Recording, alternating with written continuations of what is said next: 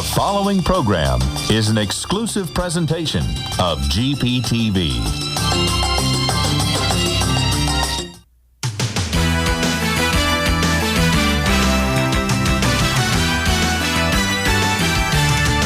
Georgia Public Television presents the Georgia High School Association 2000 Football Semifinals. Funding for this program is provided in part by Georgia Natural Gas, Georgia's Touchstone Energy Cooperatives, IBEW Local 613, and by South Trust Bank.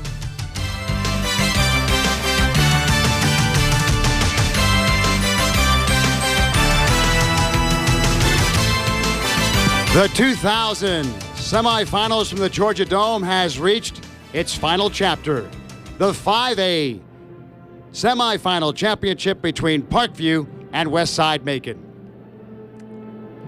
And good evening again, once again, everybody, and welcome. I'm Jim Ginocchio. Big day at the Georgia Dome. 4 games in the books. This is the last one, and this is a big one. Parkview and Westside Macon, 2 teams that have advanced to the big game under the big top. And joining me now to talk about the big game is Rodney Walker from Sandy Creek. And Rodney, it's been quite a day here, and this is going to be a big football game. Well, it is, and it's kind of Cinderella's coming. They're a 3-year-old program, and we'll know in a little while whether they're going to get to wear the glass slipper home or not. But they're playing a great football team in Parkview, who probably is one of the better teams in the state in 5A. So it ought to be a great football game. And of course, the winner of tonight's football game between Parkview and Westside Macon will take on the Harrison Hoyas next Saturday night right here on GPTV in the 5A championship game. So that ought to be a good one next weekend. Oh, I think it'll be a great football game, and I think that, Parkview has got a great balanced attack. I think Westside rides emotion, so I think we're going to see a great football game, and then next week I think you'll see another great football game. Parkview and Westside Macon to call it. The 2 guys in the booth, Stake Shapiro, Bo Bach from 790 The Zone in Atlanta. Gentlemen. We're excited about it. Obviously, the 5A semifinal championship, Bo, we had a great one last night in Starrs Mill and Harrison. And obviously tonight, as they were talking about, the underdog story is Westside Macon. Oh, baby, we had a doozy last night. I think we're in for a humdinger tonight because, as Coach said, you've got a 3-year-old program, just like Starrs Mill was last night. They've got a great coach in Robert Davis. He's got 3 state titles and 2 national titles at Warner Robins. They were able to get him over at Westside. Cecil Flo runs a great program at Parkview. We're in for a beauty tonight. Let's take a look at what Parkview does. Season statistics, they go 13-0, not bad. 1,700 yards through the air, 16 passing touchdowns, and they bang it out on the ground. 2,100 yards rushing and 22 rushing touchdowns. There's their quarterback, Bo, an outstanding baseball player. He's a catcher for the baseball team. His first year as the starting quarterback. 99 carries, 300 yards on the ground, and 6 touchdowns, averaging 3.2 yards a carry. But he likes to throw the football, no question about it. He does, and you're going to see a balanced attack from Parkview. Let's go now to Cecil Flo and see what he has in mind for his game plan. Well, I think it'll be like it has been, for us in the past. We've got to have a ball control offense. Robert's got some real quick kids on defense and on his offense, and we're going to have to try to keep the ball away from him as much as we can. Try to throw in a good balance of running pass and not try to be predictable and, have to be thrown on 3rd down, where we can, be in the flow of our game. Take care of the ball. Obviously, we can't have turnovers and things like that. Just won't work in a game like this. Defensively, it'll be a bend and not break. And I know they're going to make some plays. When you get this far, you make plays. And you have to tell the kids and sell them on the fact that the team you play is going to make plays. But, they try not to give them the big play, try to make them earn everything they get. And if you do that, if you make them play the whole field and you don't give them gifts, and, you should be okay. Thanks, Coach. And west side of Macon, the Seminoles are going to run a wing tee tonight. They're going to be a 50 on defense. Let's take a look at their stats and what they did this year. Season statistics there, 10-3 on the year, Bo. That's why they come in as an unranked member of the tournament. 300 yards passing through the air, 4 touchdowns. They love running the football. It's that simple. 3,000 yards on the ground, 29 rushing touchdowns. They don't want to run the They want to run the football stake, but they're not afraid of passing. In fact, Tony Mathis, their quarterback, has gotten a little bit better. Let's go right now to Antoine Stewart, Bo. He carried 200 times this year, 1,200 yards and 14 touchdowns. That's the gentleman who's going to see the football, and as he goes, so go Westside Macon. George Presley, another 1,000-yard rushers. They got two guys in the backfield. Presley runs it on the outside, Bo, and then they'll use Stewart basically to run it off tackle. Well, let's see how Coach Robert Davis is going to use these guys tonight. Well, we're basically a running football team, and we run the wing tee, and we do a good job of that, running the ball. And we do throw a lot of play-action pass off the wing, and we've been trying to run the veer mixed in with the wing, make a good combination of veer and the wing tee. And on defense, we stop the run. We feel like we got to stop the run. We do a pretty good job up front. We got two good linebackers that fill holes real well. Secondary, we're fair, and we're going to try to slow them down a little bit throwing the ball. It's the best high school football players in the state, Bo. The 5A semifinal championship at the Dome. An unranked Westside Macon against a powerhouse in Parkview. It has all the elements of a great Saturday night. Parkview won the state title in 1997, and they're looking to make hay for the second time in 4 years. On the sideline this afternoon is Rob Tribble. Well, guys, Westside's kicking game is in a shambles right now. Starting kicker Grant Trotter as a hip pointer. He's going to be able to kick, but his effectiveness is going to be definitely compromised. As for their punter, he has a bad ankle. Really not any situation you want to be in when you have to go up against Parkview. Let's go back upstairs. Those are kind of variables that make it difficult to pull the upset. But again, we've seen this throughout the day, throughout yesterday. Whatever you may expect to happen, don't count on it. This is the playoffs, this is the semifinals, and it's the Georgia Dome on a Saturday night. Stake Shapiro and Bo Bach have the call. It's the 5A semifinal championship. Parkview and Westside Macon coming at you.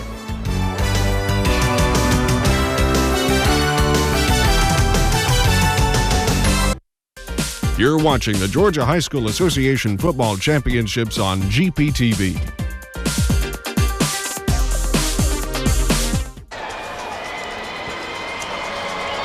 Live at the Georgia Dome, Stake Shapiro and Bo Bach from Atlanta's sports leader, Sports Talk 790 The Zone, the sports radio station here in Atlanta, Georgia, and Bo, the Parkview Panthers and the Westside Macon Seminoles. The final game of what has been a great two-day, 10-game run, of which people here at the Dome and for GPTV have worked tirelessly.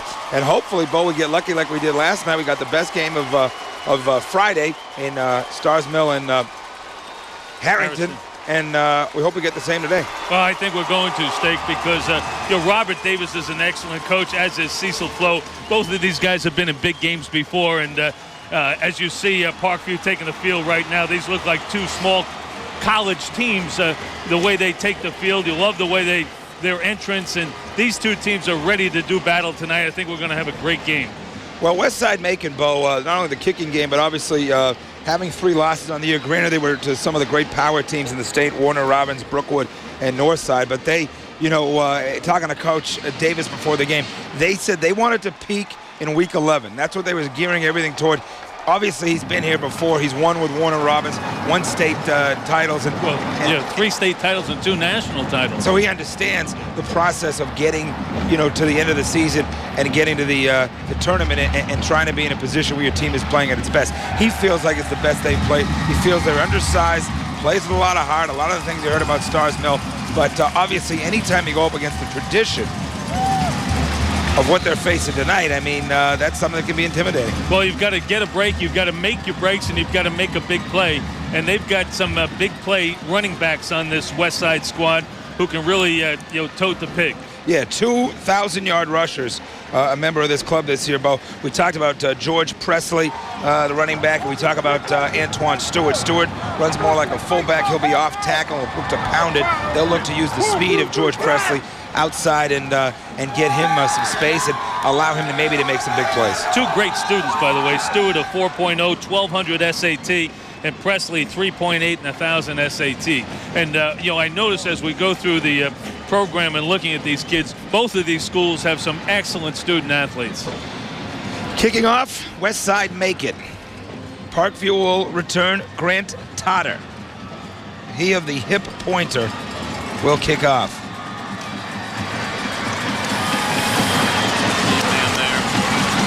Patrick McCorkey back for Parkview. We're ready to go. The 5A semifinal championship, a chance to play in the state final against Harrington, who played a great game here last night.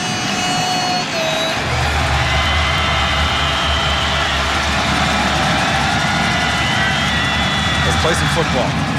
Do a little mortar kick here, Steak. Parkview crossed the 30 and cut down to the 36-yard line. That's Joey Sturdivant. He's one of their two-way players, and he gives them pretty good field position for Parkview to come out of the gate. With their kicker unable to drive the ball, they had to go with that mortar kick and try to get a little more height on it and perhaps not give them that about 8 or 9, 10-yard return. Clint Salmons comes out of the quarterback. Let's look at his offensive line. That's Spellman, Armstrong, Levengood, Fleming, and Sudderth. Be protecting Clint Salmons. A lot of seniors up front. Dawkins and Ogletree in the backfield. We're underway here. Salmons handoff straight ahead across the 40. Just outside the 40-yard line of the 41, Sean Dawkins hit on the play.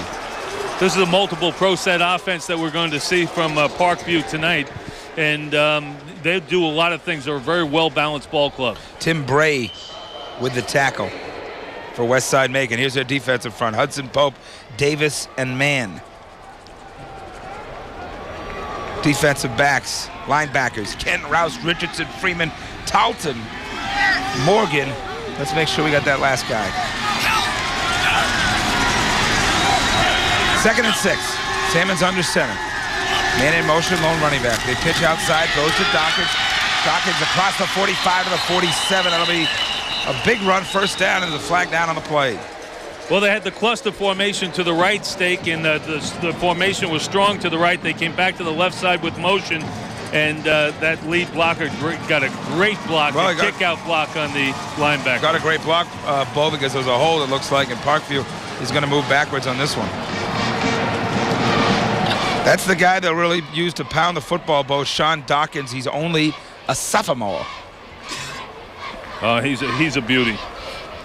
Sean Dawkins, 5'11", 215. He's got a 300-pound bench press. It's a 4.6 in the 40. He's 855 yards on the year.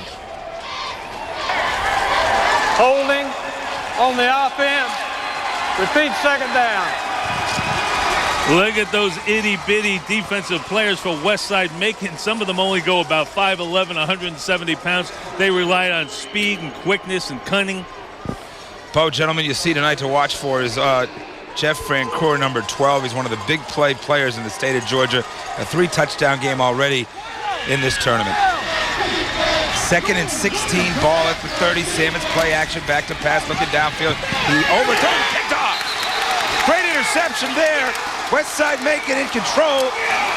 Picked off by number 26, Clint Kent. Defensive back, backup free safety.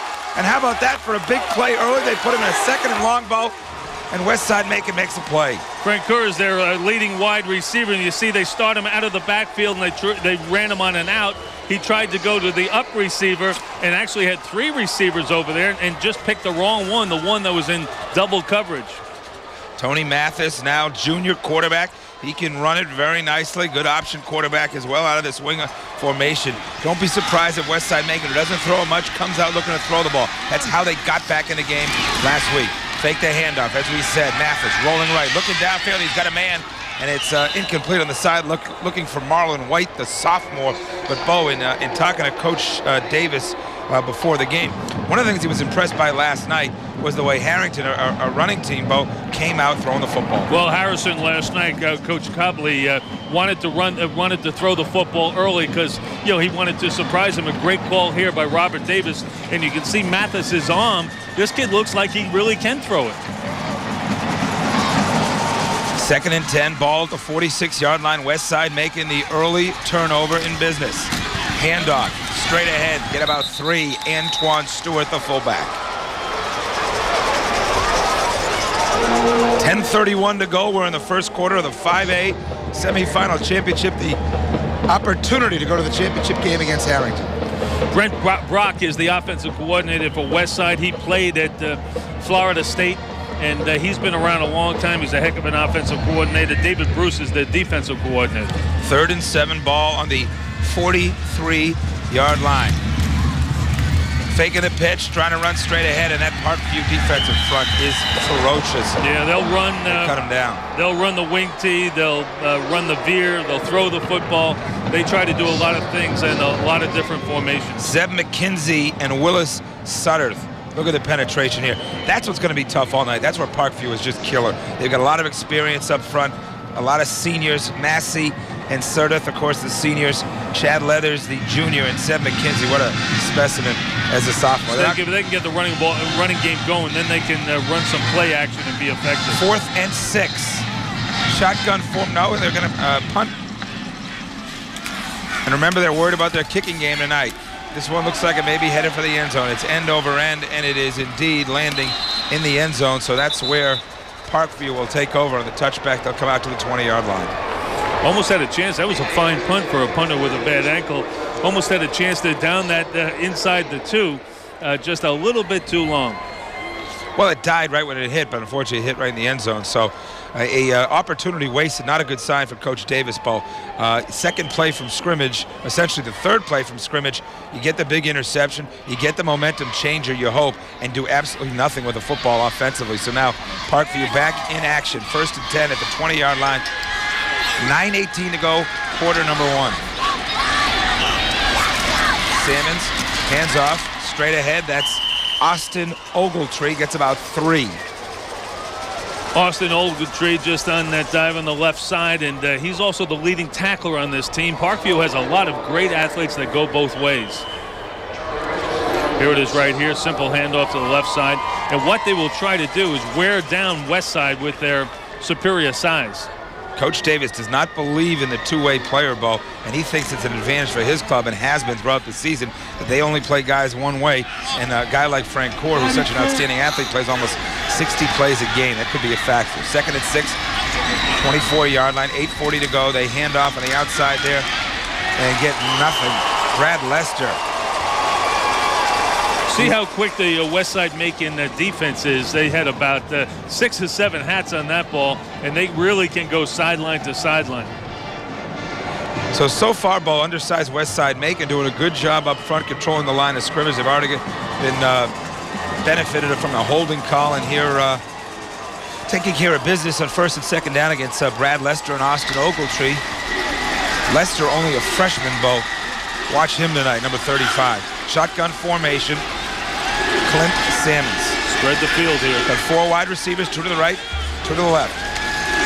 3rd down and 5. Salmons. Downfield, it's caught. And this could go for a lot.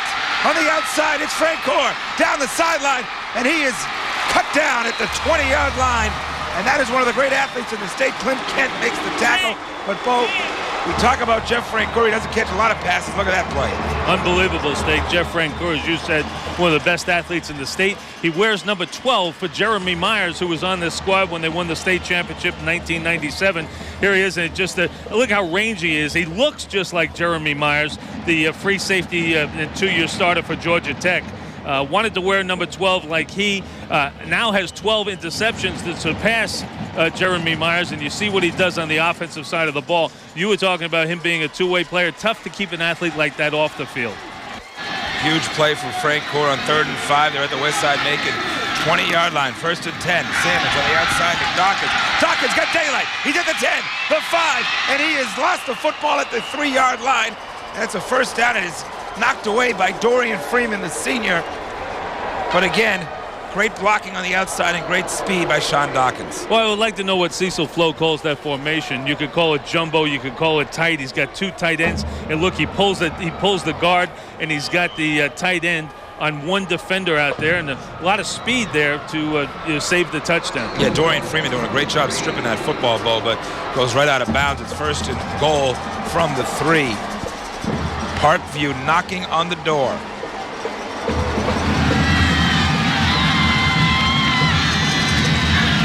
Salmons, he'll keep straight ahead. He's in, it looks like. No, just stopped him short. To the naked eye up here in the Georgia Dome, it looked like he may have got in, but he is right on the 1-inch line, Bo, as they just run Salmons off tackle. I may be crazy, but I think Parkview's got 12 men on the field. It looked like it on that line, but... it looked like it on the play before. And even now with the one coming out, I think they've got 12 on the field. Bo, they got 12 players on the field. You got to do some counting.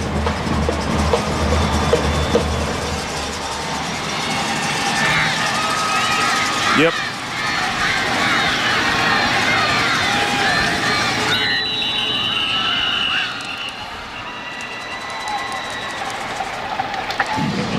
Andrew Morgan jumped for Westside Macon. Yeah, they have 12 players on the field, and they had on that big run when they got down to the 3, they also had 12. They got 12 players in the huddle right now? Dead ball foul. Encroachment on the defense. Half the distance of the goal. Repeat the down. Still have 12 on the field.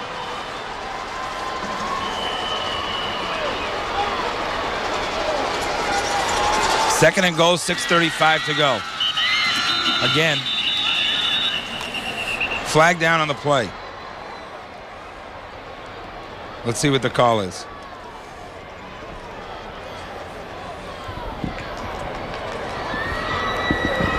I may be going crazy. You know what, Mr. I've counted it 4 times. You know what? I think you've been doing too many games over the years. Encroachment on the defense. Half the distance to the goal. Oh, Repeat the down. it's a double tight end formation. I understand. And it looks like they got more guys in the line, but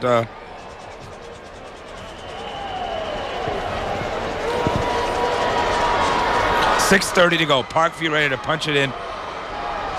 Literally on the half-inch line. Salmons straight ahead. Touchdown. Parkview.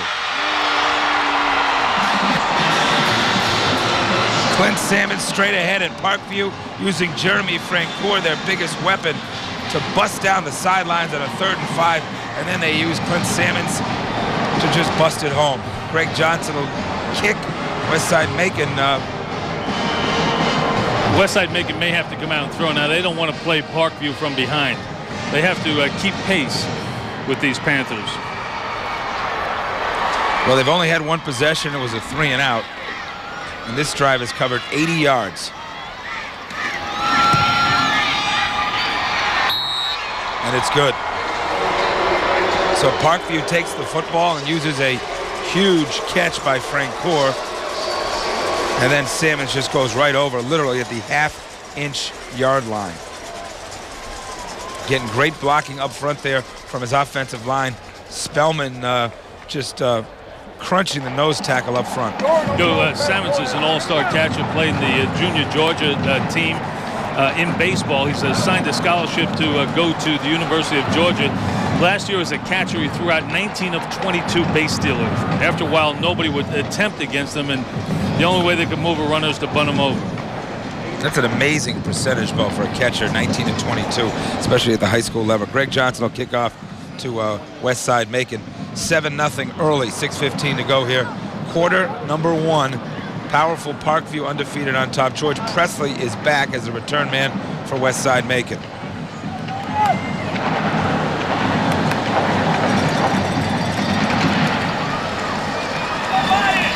Live at the Georgia Dome, the 5A semifinal, Steak Shapiro and Bo Bach on a Saturday evening in downtown Atlanta, finding out who's going to the state championship game. And Parkview will kick off. And they're across the 10 to the 12, and it's Dorian Freeman, defensive back, out to the 23-yard line.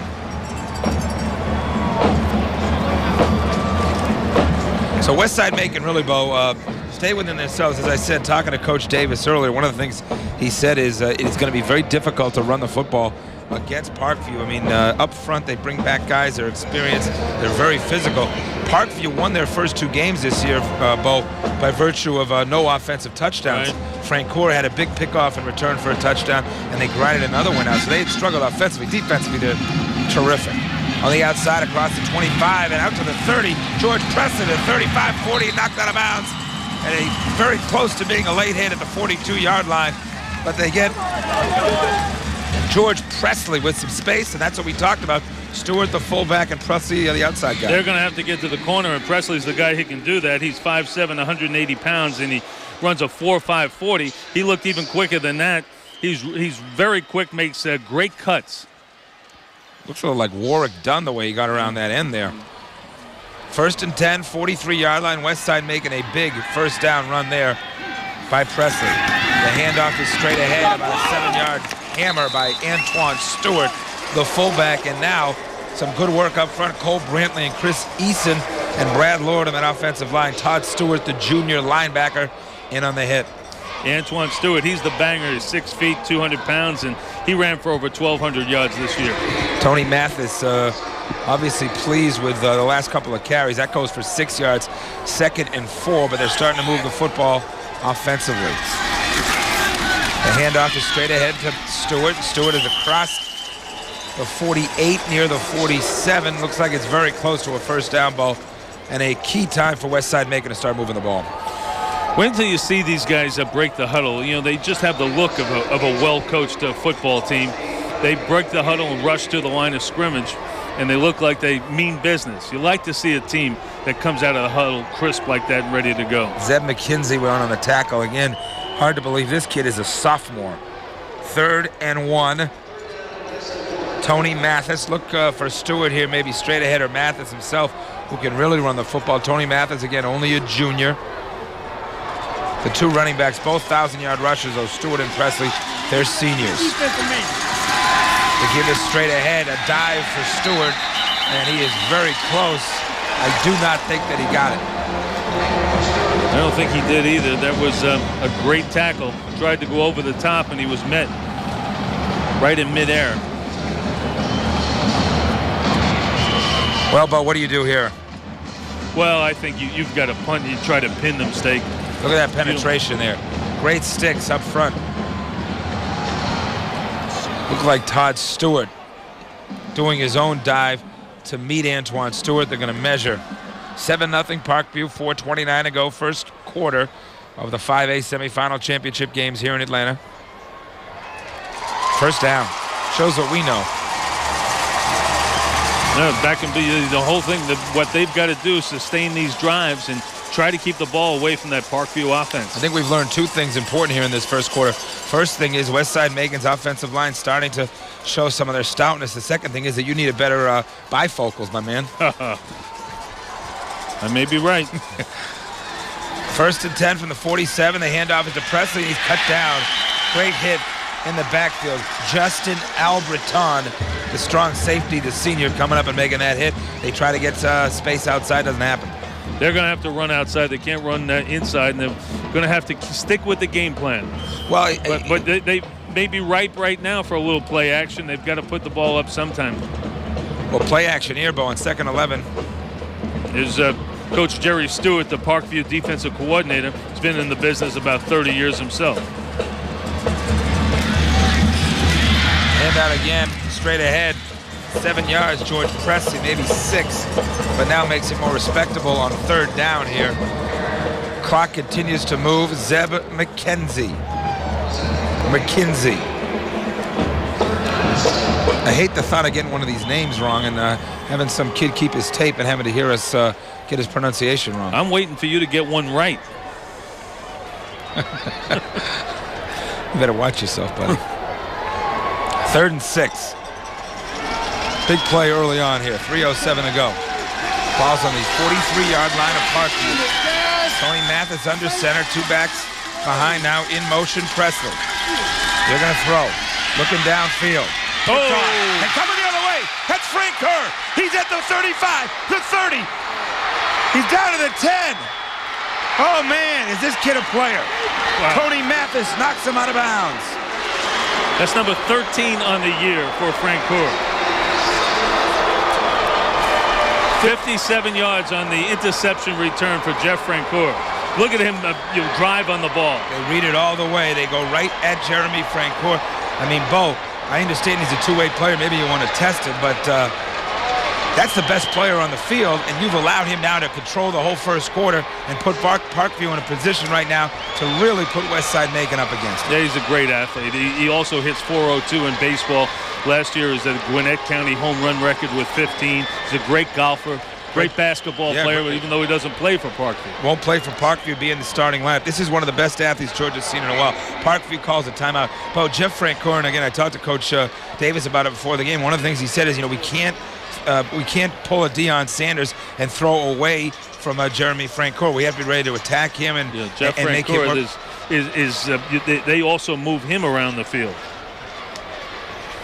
Well, Jeff right there just read that ball. I mean, he baited him. He baited Tony Mathis. He laid off the receiver as if he was not in the play and saw him crank it and just made a drive on the ball and picked it off.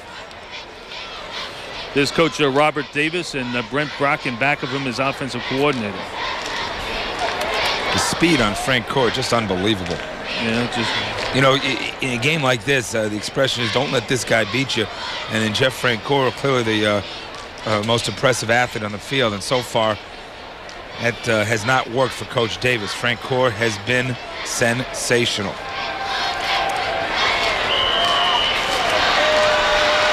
First and goal at the 6. Westside Macon can use a stop.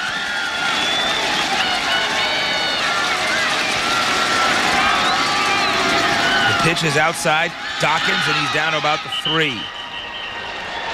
Sean Dawkins in front of that offensive line. Brad Fleming and Willie Sutter. 2:35 to go, but really tough spot for Westside Macon. Westside Macon runs a 50 defense. They'll zone, they'll min, they'll blitz, they'll do anything they have to do. Right now, they just have to get in the gaps. They have to get lower than Parkview. They have to get the pads under them, and don't give them any quarter down here because you don't want to go down 14-0 to this bunch. Second and goal. Play action here would probably really work, especially if you look for a tight end. Clint Salmons under center. Takes the handoff, he'll keep it, gets down to about the half-yard line. And again, running over that left side, Brad Fleming, Greg Spellman. Good penetration. Hit Derek Davis, the junior, with a hit on the play. 1:49 to go, we're third and goal at the 1. Tough with a guy like Salmons, Bo. Now you want to root him out of here and just give the ball to Sean Dawkins and try to power it in. I wouldn't be surprised to see Salmon just keep it, Bo. You're almost in the same part of the field you were a few minutes ago. Clint Salmon's a big, strong kid.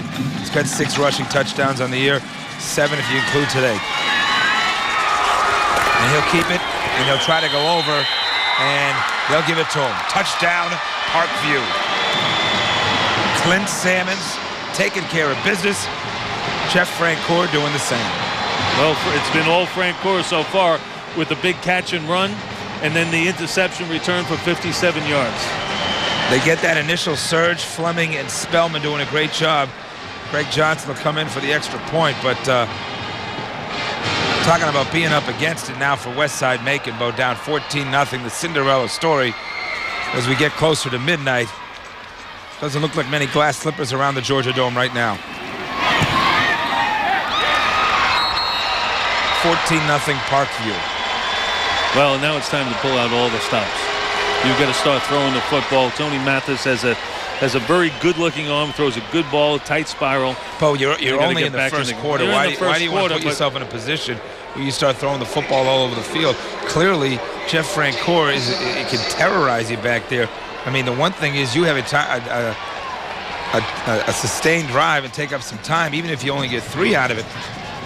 Let's take a look at this pick again, because this is the key play of the game so far. So Tony Mathis drops back. He's looking to his right side. He telegraphs it. He's looking right at his intended receiver. And as you saw, Francoeur just laid off him, laid back there, and too far for the ball to be in the air for Francoeur not to make a play on that ball. Marlon White is who he was looking for, the sophomore wideout. And Francoeur had a great sense, almost like they knew on film where they like to go in that third down situation, because Francoeur was sitting waiting. George Presley back. Greg Johnson will kick for Parkview. The Panthers, an impressive looking bunch. That's a great kick. And they'll go into the end zone. So And now a Quad A semifinal flashback. The state championship game was played at the Big Orange Jungle, where Parkview defeated the Blue Devils of Tippah County 21-7. Quad A semifinal, Colquitt County and Parkview. Jeremy Myers picked off 4 Reggie Stansel passes, 3 in the end zone. It was one of the best individual performances ever in the state playoffs. If that wasn't enough, Myers then caught a TD pass in overtime to give the Panthers a 14-7 win against the Packers. Well, you talk about Jeremy Myers, Bo. Jeff Francoeur's writing his own flashback that we may be watching a few years from now with the night that he has had so far. Well, we've talked about Jeremy Myers, and he looks like him. He's same posture. Dead ball foul. False start on the offense. Still first down. Wiry, gangly, raw bone kid, all over the field making plays. 1st and 15. Westside Macon tries to get something going. They'll hand off to Presley. Gets about 5 of it back. George Presley showing a burst of speed. 1,000-yard rusher for the season for Westside Macon. Scoring drive was 3 plays. That's what happens when you get it down to the 6. Took a minute 22 to run all 3.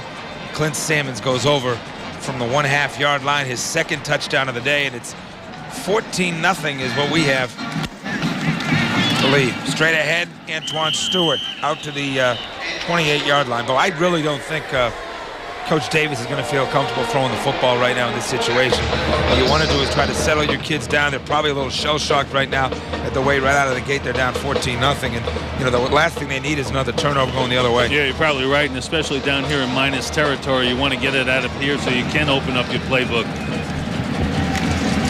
20 seconds left. This could be the last play of the first quarter on a Saturday night, the 5A semifinal. They fake the handoff, they'll roll left. Looking downfield in trouble. He'll take off, and no. It's not going to happen for Tony Mathis.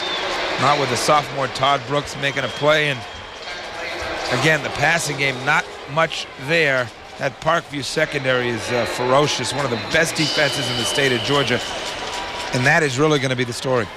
It's a learning process. Tony Mathis, only a junior, and that time he made a good decision. He wanted to go on the outcut to his left side, looked over there, there was coverage there. He pulled the ball down and tried to make what he could. First quarter has ended. What started out promising for Westside Macon has taken a turn. Parkview looking to go to the state finals.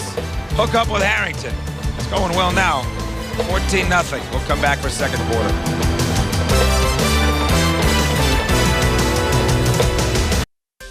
You're watching the Georgia High School Association Football Championships on GPTV. Beautiful downtown Atlanta, Georgia on a Saturday evening in the fall. It's been real beautiful for Parkview so far. It's been a buggy ride for Parkview. Christmas lights are out. Great time of year to be in downtown Atlanta, especially if you're lucky enough to be inside the Georgia Dome just a few blocks away from Centennial Park, where Coach Cecil Flo tries to make it a 14-0 season. A 3rd and 4 to go right here. Fourth down. A 4th down and 3, I should say, as they will punt away. TJ Hudson doing the punting, I'm sorry. And Parkview getting the football back in a short kick. Fair caught by Francoeur at the 39. And the last thing you want to do, Bo, is be kicking to him. Yeah. Francoeur, is there anything else he can do? Maybe load up the bus tonight. Parkview will try to get their running game going now. Very underside Westside Macon. You know, a lot of what they do is on emotion, and coming out down 14-0. That has to throw him for a loop, certainly. Clint Sammons under center here. 2 backs behind him. He'll give straight ahead to Dawkins, and Dawkins pounds his way out across the 48 to the 49-yard line. Charlie Richardson, the senior, on the hip. Yeah, just about a 10-yard gain. And look at the blocking on the right side. They seal that side. I think that the West Side was slanting to the right, and they just had the right play call against a bad defensive call. Tommy Levengood doing a good job getting himself downfield in Parkview.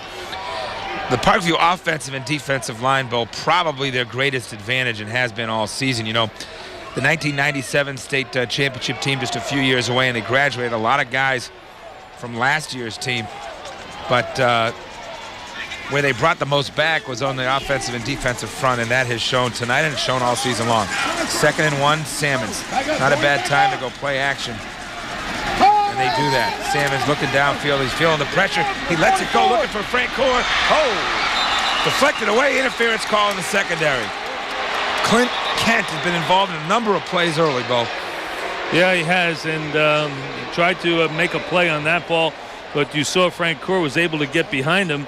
Lots of time here for Salmons to throw the football, and he throws a nice ball, and just a little bit too early. Well, he got hit pretty good, Bo. I mean, he got whacked as he threw it, and he could not have thrown it any better. I mean, in stride, Frank Core breaking downfield in a desperate situation, Westside making with the interference call. But a very impressive combination. Really looked like 1A athletes, Clint Salmons and Jeff Frank Core. And we got a penalty.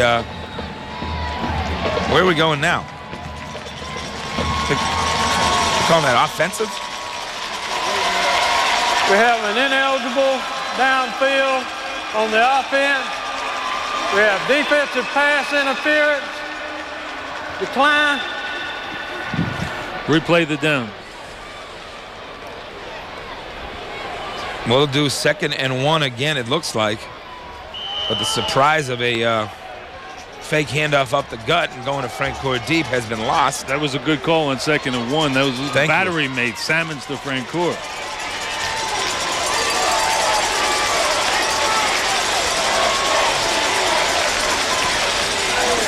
Second and 1. Salmons will roll. Look downfield, feeling the pressure. He gets out of it somehow, and then he gets hammered. And that's maybe the best athlete on the field, Jeremy Talton, the senior linebacker, and he delivers a whack, and that's the kid, Bo, they said they wanted running after Jeff Frank Core all night. Let's look at the replay. Salmons in big trouble here, finds a way to get out of it, and then all of a sudden, Talton delivers a major blow. Lucky to hold on to the football is Salmons. Talton's their leading tackler with 115 tackles, 18 for a loss. He's got 4 sacks. That's his 5th sack. He's 5'11", 210 pounds. And he's a senior linebacker. He's Robert Davis's favorite player on defense in terms of athleticism. I talked with him about Talton before the game, and he thinks Talton's the guy that can run with Frank Core. And so far, that hasn't exactly happened. 3rd and 9, though. Parkview, it is a 2nd and 1. It's an 8-yard loss.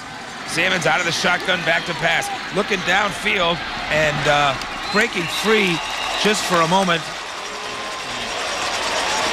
Kirk Alexander, the tight end, the senior, and he overthrows him. And a big bullet dodged by Westside Macon. Yeah, Kirk Alexander is their big tight end. He's 6'3", 220. He's got 27 receptions this year, but 12.3 yards per catch. Greg Johnson will kick away. Dorian Freeman, the senior, will return. Westside Macon trailing 14-0, 9:53 to go. The 5A semifinal game here at the Georgia Dome on a Saturday night. It's a bad snap, and they come after it, and he gets it off. Freeman takes a bounce at the 25, goes down to the 23, and Bo. That bounce took a nice little AstroTurf hop. It sure did, but I don't know how Westside missed that. I thought they had 4 guys surrounded. I don't know how they either didn't get the football ball or they didn't have a roughing. Let's take a look at the replay. Here it is right here. Bad snap from center. Like a good third baseman, he picks it up. Oh, he just flew right by it.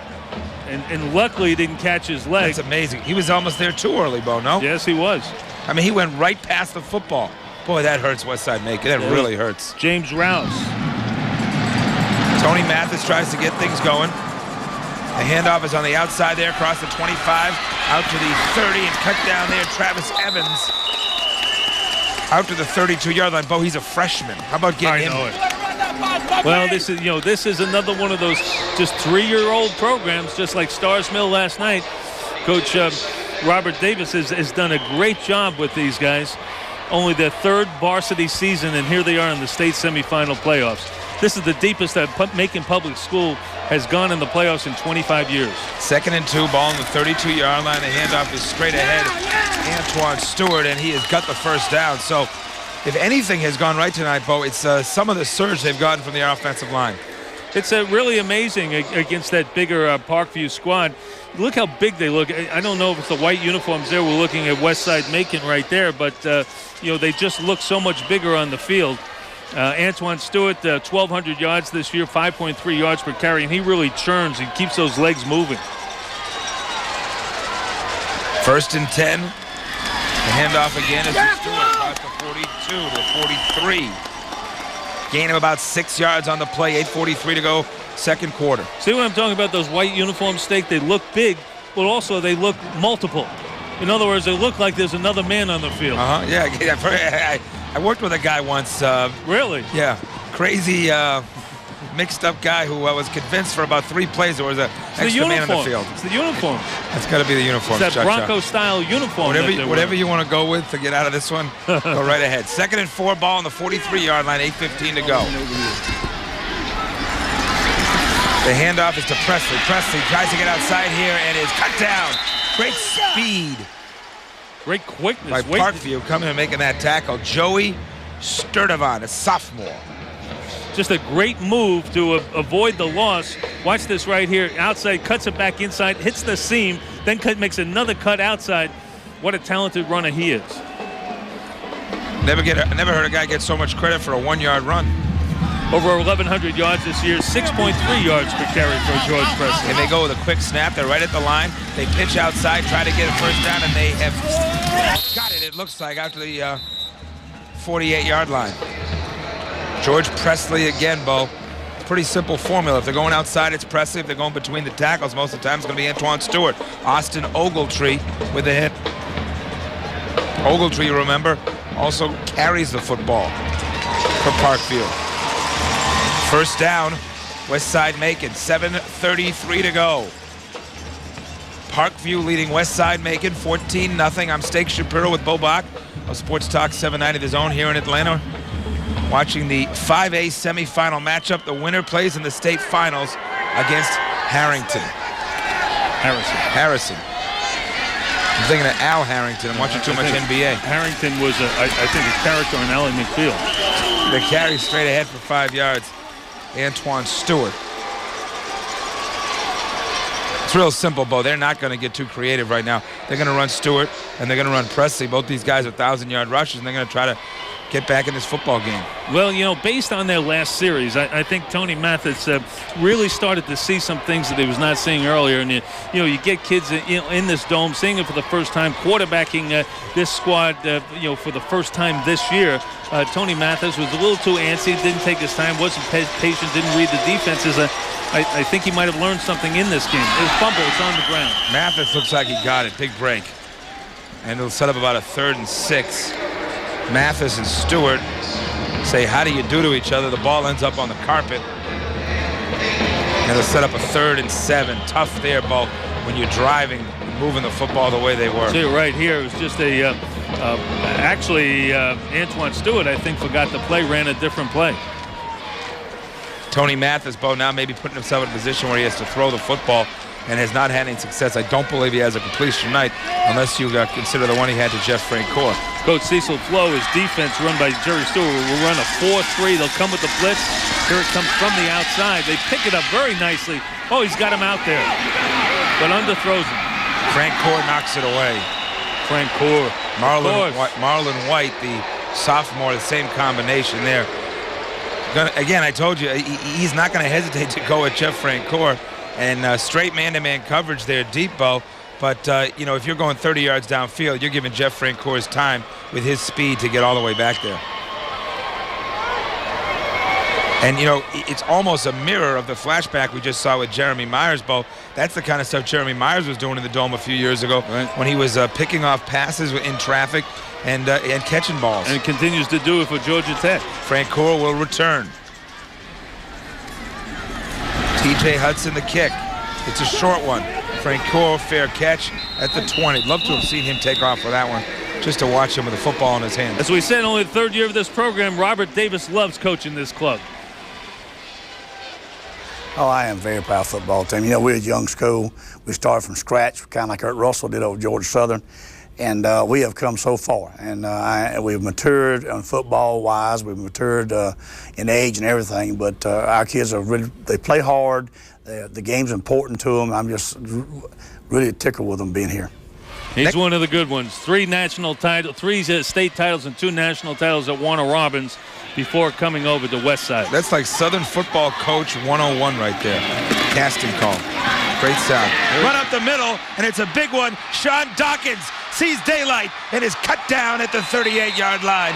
So it was only a matter of time, Bo, before Sean Dawkins got off, and he did right there. And I think we're starting to see, even this early in the game with 5:47 to go in the first half, that the dominance of the Parkview offensive line. You see it right here. Look at that hole. And guys are still flying around after being blocked. And Dawkins is able to take it for a bundle. Brad Fleming and Greg Spellman. You can't say enough about Spellman, the center. Man, he is crunching people right up front. James Rouse had to run him down. 1st and 10, ball now at the Westside Macon 37-yard line. How about Sean Dawkins, 2 carries for 60 yards. They're in motion there. It looked like, and indeed this will come back. Chance for Westside Macon to lay a stick, but this one's going to come back. False start. They were in a power formation with 2 tights. You got some good material for the second half there, Billy? Don't worry about this. This Westside Macon club hasn't come this far by not having heart, guts, grit. I'm not worried about their heart. I'm just worried that we got a close game. Shiloh, by the way, that led them last week 24-13 at the half, and they came back and exploded, throwing the football in that second half, and a number of interceptions as well. And beat them 35-24. And that's where Tony Mathis. Illegal motion on the offense. 5-yard penalty, still first down. It was that Shiloh game in the second half where they felt that Tony Mathis really came of age as a passer. And again, I believe, Westside Macon certainly has a shot to stay in this football game. But the reality is, Parkview, a different club from Shiloh in terms of trying to get back in it. 1st and 15, ball at Westside Macon 42. Big drive here for Parkview to try to really open up some space. Give us straight ahead to... Is that Joey Sturdivant, the sophomore, 2nd string tailback, and Andrew Morgan, the junior, cuts him down.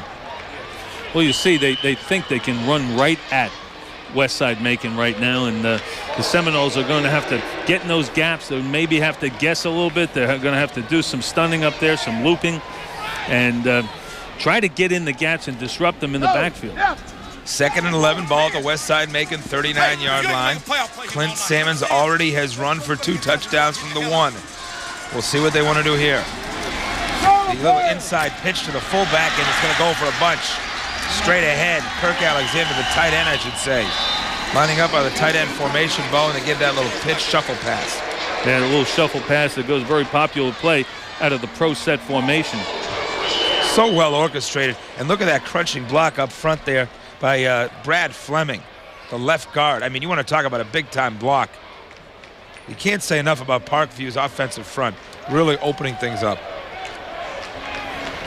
And bring it out and measure for this first down. Bring out them chains. Come on.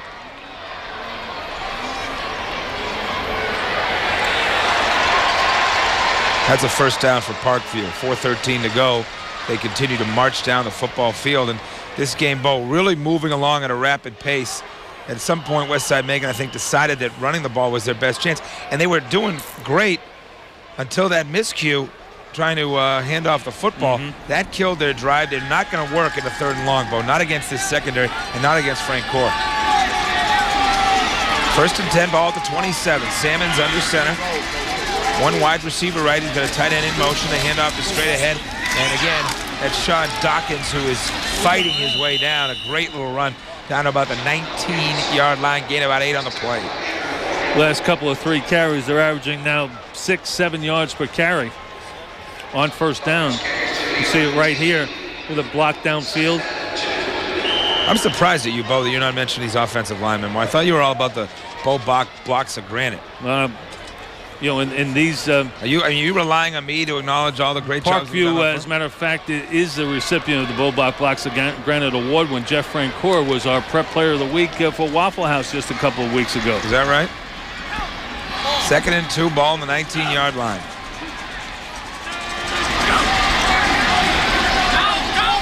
In motion, Sammons now, play action pass. He'll look end zone. He's got a man, and it is knocked away. Looking for Jeff Francoeur, and again, some great coverage there by Clint Kent, who already has an interception on the day. Sammons just threw it too late, Steak. He had Francoeur out there, and when he put it up, finally he was able to recover and make a play on the ball. Had him early. Well, let's give some air under the ball and a great play. Kent was pretty much there, Bo. I don't know. I mean, let's give some credit here to Kent. Well, if you throw it early, and you drive the ball, then you can make a play on it. When you have to put the ball that much air under it, you have a chance for the secondary to recover and make a play. I think they'll just try it. This is 2-down territory, Bo. And with that offensive line, I expect them to go straight ahead here and try to pick up the first down. Sammons now 3rd down and 2. Handoff is to Dawkins, trying to get outside. He does get the first down and a little bit more. Dorian Freeman and Charlie Richardson making the hit. And that'll set up a 1st and 10 at the 19-yard line.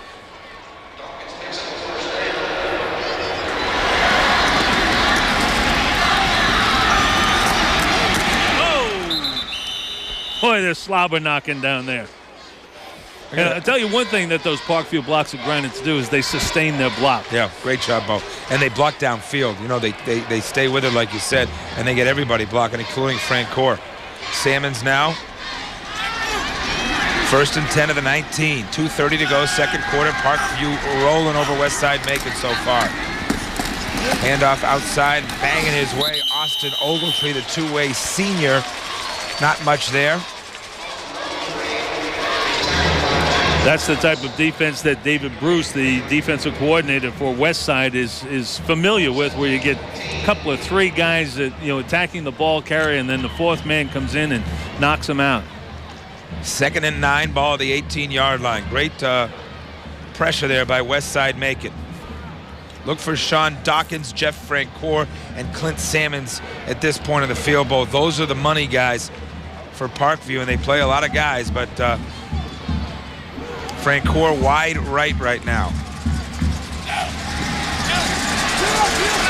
Sean Dawkins is the lone setback. Quarterback will keep and go forward about the 16-yard line, playing it somewhat conservative. 1:29 to go on the clock. Clint Sammons, gain of about 3 on the play. Raymond Steger, the hit. They get inside the red zone. They like to keep the ball in Sammons' hands. Sammons a little banged up on that play. Sammons, by the way, has just been a very capable passer. He's got 16 TDs this year and only 2 interceptions. Timeout on the field. Looks like Parkview wants to figure out what they want to do. Let's go down to Jim. All right, thanks, guys.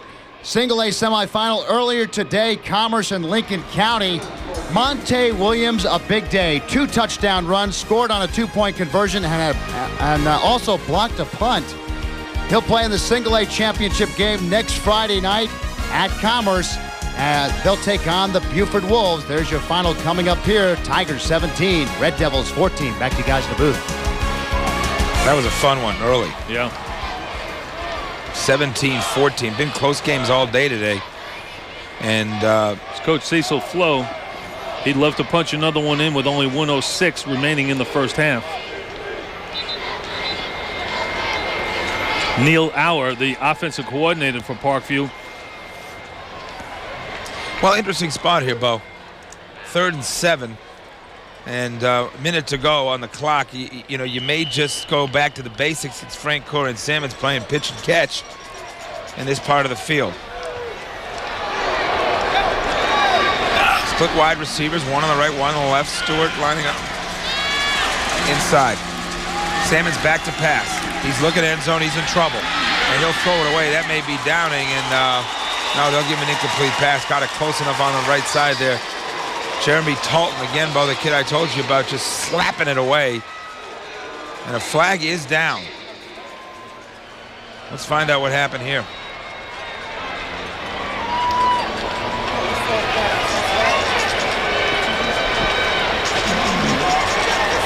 No flag on the play. Pick it up. Greg Johnson. 28-yard field goal attempt. This would really complete a very efficient first half of Parkview.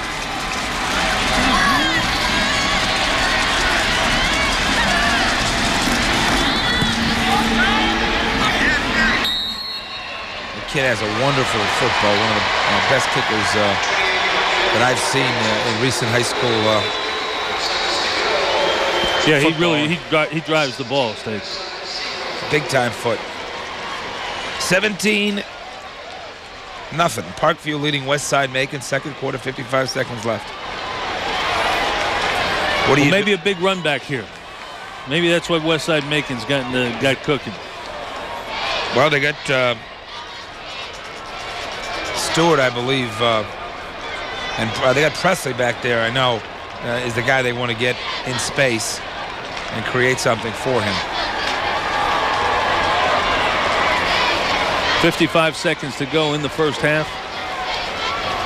17-0. Parkview over Westside Macon. Parkview going about their job very efficiently, Bo. You know, using the pieces that got him here. Greg Johnson will kick, and George Presley is deep. They've got a lot of balance. I think that, what they decide to do with the football when they get it right here depends on where this ball ends up. And there's a good chance it's going to end up in the end zone.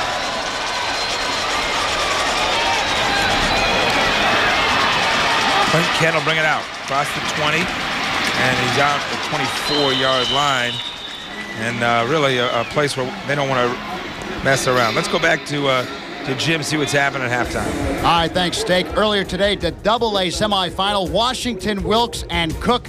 The star of the game, Dagus Truman, 237 yards, 2 touchdowns. Now he needs 138 yards to break Herschel Walker's single-season rushing record of 3,167. Double-A championship game scheduled for next Saturday night at 7:30 at America's Tigers and the Panthers. Back to you guys. Back to the action and going straight ahead, Antoine Stewart. Not much there. They may just be content to try to go to the locker room and figure out how to attack Parkview in a different manner. That's the formula that worked last week, Bo, down 24-13. And again, a much taller task with Parkview. But well, down here inside the 30-yard line, Steak, you certainly don't want to give up something cheap to no, you Parkview can't afford at this to. point. No, you're still in this football game, and you have a great comeback capability, but you cannot afford anything to happen. The handoff is outside of Presley, and Presley just barrels ahead. They go after the football pretty good, and he is knocked down. So he takes a pretty good lick to end the first half, and an exciting one it was, particularly if you're pulling for the Parkview club that uses Jeff Francoeur the way these guys did. The Parkview Panthers 1/2 away from taking on the Harrison Hoyas, and Westside Macon Cinderella tale may only have 24 minutes left. We'll find out what's going to happen and talk right now in a second to one of the coaches and find out his perception of what has been a very dutiful and efficient half for Parkview. Let's go down now to Rob Tribble with Coach Cecil Flo. Well, Coach, it seems you obviously have this team outmanned, but they did come back on Shiloh last week. How much do you make sure you let your kids know that at halftime? It's 0-0. That's what it is. It's 0-0 going in the second half, and our kids got to play just as hard this coming up half as we just played, or we'll be in trouble. I mean, they have a long history of being a second half team, and they did that last week at Shiloh. They did that at Houston County. I mean, and you wait, you'll see that we're going to have to play real good. Well, you've played real good in the first half. Just talk about both sides of the ball. A lot of quality there. Yeah, it is. It's two good football teams out here right now playing. We need to keep sustaining ourselves, and we need to move on into the end zone, just drive them out of there. I think we can. We've taken care of the ball pretty well. We just go in and make a few adjustments and go to the second half. All right, good luck in the second half. Well, Coach Flo's obviously smiling on the inside. He's got to feel good about his chances. Let's go back upstairs. One half out of the way. Parkview leading Westside. 17-0. Jeff Francoeur and company looking to meet Harrison. We'll come back.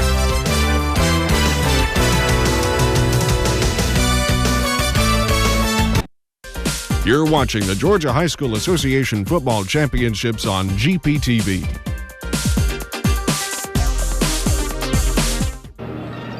Nothing like the holiday season in downtown Atlanta as you look at Centennial Olympic Park.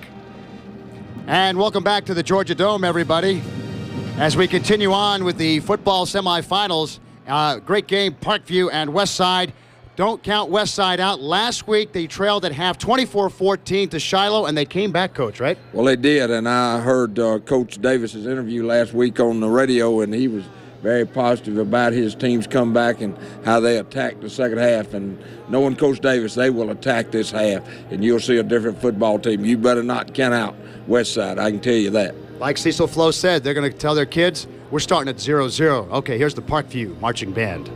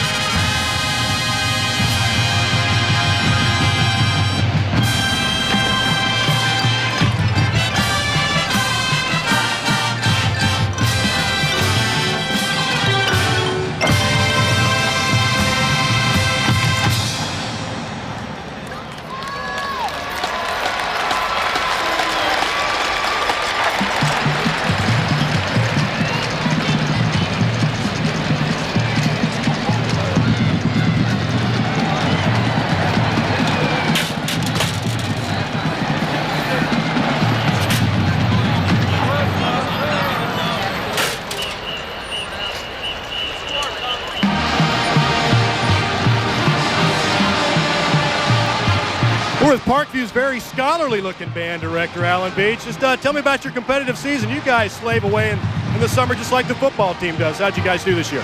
We did real well. We went to 2 competitive events and placed real high in both of them, and a non-competitive event, got top awards there. So it went real well. You know, that plus football games, we have 19 performances under our belt since the 1st of August. So it's been a long season.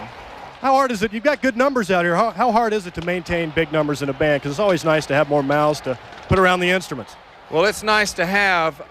It's hard because the increased graduation requirements in the state and in Gwinnett County make it tougher. Kids get crammed in. A lot of them have to take summer school to get the extra coursework in.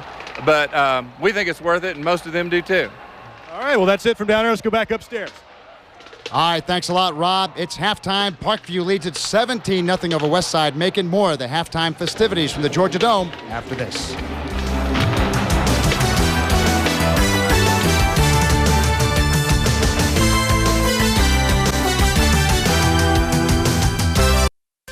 You're watching the Georgia High School Association Football Championships on GPTV.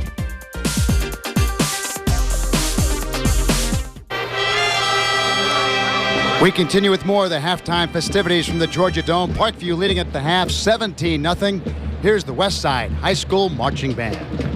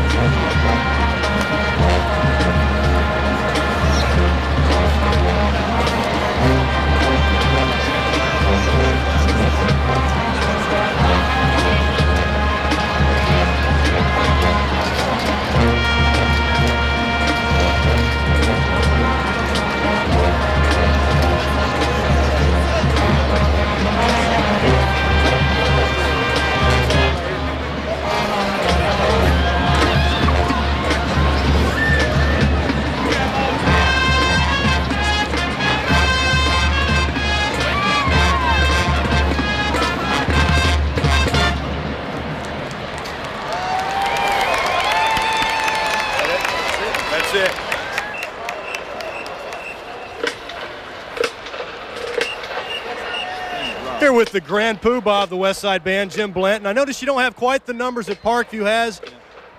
What is that like, dealing with that? Well, we just have to make sure that everybody's got their part covered to the best of their ability. Everybody's marching the drill and playing the music throughout the entirety. We can't have anybody any letting down out there. Well, look on the bright side, you don't have to pay as much money for buses. So you can probably all cram them into one bus, right? That's true. That's true. Tell me about a trip you have coming up to Virginia. Yeah, we're going to go up to Williamsburg, Virginia, perform at a concert band festival up there, and also do a marching parade competition. Some of the events that we're going to be taking part in, visiting Busch Gardens, a cruise up the river, kind of a dinner dance cruise, and a visit to Colonial Williamsburg. So we're in the fundraising phase of that right now, though, correct? Right in the middle of it, yeah. All right, well, Jim, maybe you can reach into your deep pockets and cut this man a check. Let's go back to you. Oh, sure. Thanks, Rob. Put the pressure on me. All right, great job, Rob. I'll tell you what, Coach, Parkview's offensive line, first half, definitely the difference. Oh, no doubt. They took the drive and went 80 yards. They controlled the line of scrimmage and put a lot of pressure on Westside's defense, and I think their size is wearing them down as they go along. We have first half highlights between Parkview and Westside Macon. I'll tell you what, a big play by Clint Salmons to Jeff Francoeur set up a first play of our highlights, and it's a quarterback sneak coming up by Clint Salmons to give Parkview a 7-0 lead. And when Parkview take control of the offensive line, it sets up plays on the offensive side of the ball a lot easier for the team, doesn't it? Oh, yeah, without a doubt. It just, it opens up the offense. Once you establish the run, then you got the pass capabilities. So when your offensive line of scrimmage is making holes, it just opens up the whole offense. Everybody's been talking about, well, here come the first half highlights, and we talked about that quarterback sneak by Salmons, and there it is. It's 7-0 Parkview. Then Francoeur comes up with a big interception, Coach. Oh, great play. Look at the break on the ball. It's a great break, and he carries the ball down to inside the 10-yard line, and they go in and score. And then the 1-yard touchdown run from Clint Salmons. Another quarterback sneak. And then Parkview's Sean Dawkins gets into the act. Sean comes up with a big run here down to the west side, 37. Well, look at the hole. The offensive line is controlling the ball game, and that's the key to Parkview's success. And that set up this 28-yard field goal by Greg Johnson, and that makes it 17-0 at the half, and there's your halftime stats, Coach. Well, as you see, Parkview's got 166 total yards to 77 from Westside. And we were talking earlier about how everybody's talking Parkview Harrison since it's 17-0 at the half. Little did you know that at the beginning of the season in the Corky Cal Classic, Parkview played Harrison in the very first game of the year here at the Dome, and in overtime, Parkview beat Harrison 8-7. And guess who was the only guy that scored a touchdown for Parkview? Jeff Francoeur. Picked up a fumble and ran it 35 yards for the only touchdown. All right, more from the Georgia Dome after this.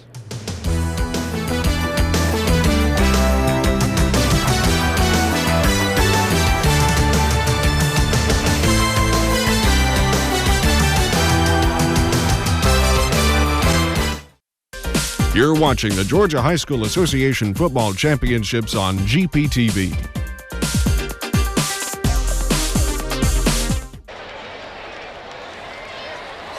Steak Shapiro and Bo Bach, we're live at the Georgia Dome in downtown Atlanta, Georgia, where the 5A semifinals have one half behind them and an opportunity to meet the Harrison Hoyas in the championship game next week. And so far, it was the Parkview Panthers early and often, Bo, leading 17-0. Hey, Coach Flo said going into the intermission that, the score's 0-0. That's the way they've got to approach it because of the comeback for Westside last week against Shiloh. They were down in that game, came back to beat them 35-24. Yeah, and Bo, that's been their pattern. They're an outstanding second-half team, and they don't play a lot of players both ways. They think that's an advantage in terms of stamina. They also think that, if they put themselves in a position where they can wear teams down and guys going both ways, that's going to help them. But Parkview's strength, Bo, is their size. Size is just absolutely huge. They're a big high school football team. And they've, quite frankly, have worn down West Side a little bit. They're getting that offensive line, those blocks of granite that we talked about, have been doing just a sensational job. Guys like Alexander at tight end, Sutter, Fleming, Spellman, Armstrong, Lovengood, and Gustafson. They just, have Gustafson blocking downfield. They've just been excellent. Let's take a look at some of the earlier action today. The single-A semis, Commerce 17-0 over Lincoln County. The double-A semifinals, Washington Wilkes 28-7 over Cook. They'll move on. The triple-A semis, Swainsboro advances to the championship for the state of Georgia against Washington County. They win 17-0. And in the 4A, great game that finished a couple hours ago, Statesboro beats Creekside 20-12. Parkview will kick off. It'll be Greg Johnson kicking to Dorian Freeman, who is back.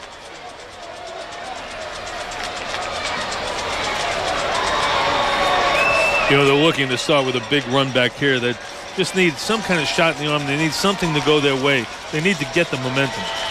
George Presley also back, a fine tailback. Westside Macon looking to get something going. They will touch the ball first, trailing 17-0, and Wesley Presley will have a shot at this one. At the 10, the 15, across the 20. He's at the 30, and he's still moving. That 35 is at the 40, 42-yard line. George Presley say, get on my back. Let's start this second half. Coach Davis loves that. He just needs something to get them going, some spark. Tony Mathis taking over at quarterback this year for the first time for Westside. They thought he came alive last week in the second half against Shiloh, throwing the ball, throws it well, throws a nice ball. He's, a little bit, needs a little more experience in reading defenses. And when you're going against a defense like Parkview, these guys can really make a play on the ball. Let's see what Tony Mathis has up his sleeve. Antoine Stewart and George Presley, 2,000-yard rushers in the backfield for Westside Macon that did not get it going so much, only 100 yards rushing in the first half for Westside Macon. So what they did best, really, is moving the football. But, again, miscues hurt them, including a big interception, Bo, and then a miscue in the backfield. We've got an equipment problem here, Steak. Got to get those cleats tied. Well, got to lace them up. I hear you. Lace them up so you can pick them up and put them down. 11:52, third quarter to go. 1st and 10. Let's see what Westside Macon has. They start things off. Quarterback on the outside there. Gain of about 2 for Tony Mathis. Todd Stewart, the linebacker, with a hit. That's the quintessential wing tee play, which the quarterback is, as deceptive as that. You're faking it to the left side. You're keeping it, bootlegging it around the right. Tony Mathis gain of 3, 2nd and 7 from their own 45-yard line. Westside Macon trying to make a game of this, trailing powerful Parkview. 17-0. The Panthers looking at a home game next weekend if they can hold on over the next 24 minutes. 2nd and 7. Mathis gives straight ahead to Stewart. Stewart plowing his way forward for the first down of the 46. Stewart's their pounder, 6 feet, 200 pounds. 1,200 SAT for that guy, too. Great blocking on the left side. Chris Eason, Cole Brantley, the center. Westside Macon has shown an ability to run the football. They haven't shown an ability to pass the football. Mathis to Stewart. Straight ahead for 2. Credit Coach Davis. Westside coming out with a lot of energy, enthusiasm. They don't know they're down 17-0. They're playing this game like, they're in control. That's good coaching. There's Coach Davis. Stewart will run straight ahead. If it's on the outside, look for George Presley. 2 seniors, 2,000-yard rushers. Both in the backfield. They give us to Presley. Presley at the 40. Presley down to the 37. About a yard short of the first down. Warren Dotson with a hit. Credit the coaching again. They've shown that formation where they changed the strength of formation from left to the right side. Last time they did that, they ran to the weak side. This time they come back to the strong side. Third quarter, 10:30 to go. Big third down conversion here. Look for Mathis to keep or Stewart to go straight ahead. They cannot screw around with putting this football in the air, Bo. They need first downs.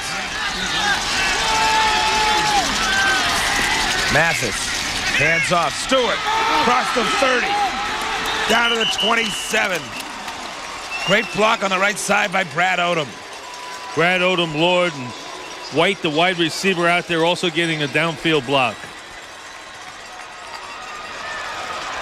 Isn't this great seeing a club come out down 17-0? This is what they made their reputation on. Second half comebacks, and to come out with this much energy and fire. George Presley with a great block also. The fine tailback helping to spring his counterpart, Antoine Stewart. 1st and 10. Ball at the 28-yard line. There's a double handoff and crunch. That's not going anywhere. The freshman, Travis Evans. That's the wing T reverse, where you give the inside handoff coming back to the other side. Hit made by Todd Stewart. Watch Stewart here, Bo, number 16. He wasn't fooled. See how the play blew up, though, Steak, with the penetration of Parkview. Now, Bo, we're in the same situation we talked about in the first half. Tony Mathis has not been able to convert anything through the air. They haven't been able to get anything throwing the football downfield. And at some point, when you get in these 2nd and 3rd and long, you're going to need to do that. Tony Mathis flanked to the right side, new quarterback. They fake the handoff. They go outside of Presley. He's down to the 30, the 25, and 20.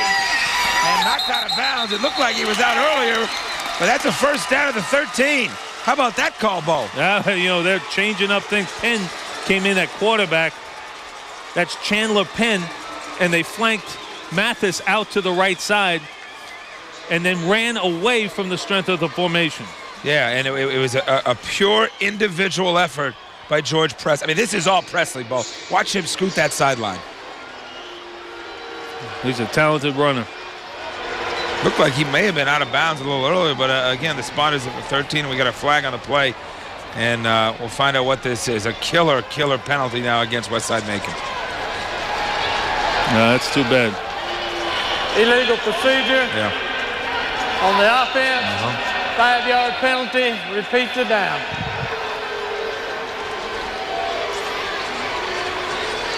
Tony Mathis back in the game at quarterback, and that's a killer. A real killer. And Mathis in trouble here, Bo, because if you go vertical, you know how talented that secondary is. And now Chandler Penn will be in the game, and Tony Mathis will stay in and go wide left. 2 wide receivers to the right, 2 to the left. Tony Mathis is wide. The handoff straight ahead, nothing there. Antoine Stewart. So, Bo, trying to get more involved offensively. Tony Mathis now playing wideout. See, I think what happened with that wideout on that first formation, they didn't cover the tight end, and they didn't have enough men on the line of scrimmage, and that was the procedure call. Zeb McKenzie. You want to know what people in Gwinnett County are worried about if you don't go to Parkview? He's only a sophomore. You got to watch him for a couple more years.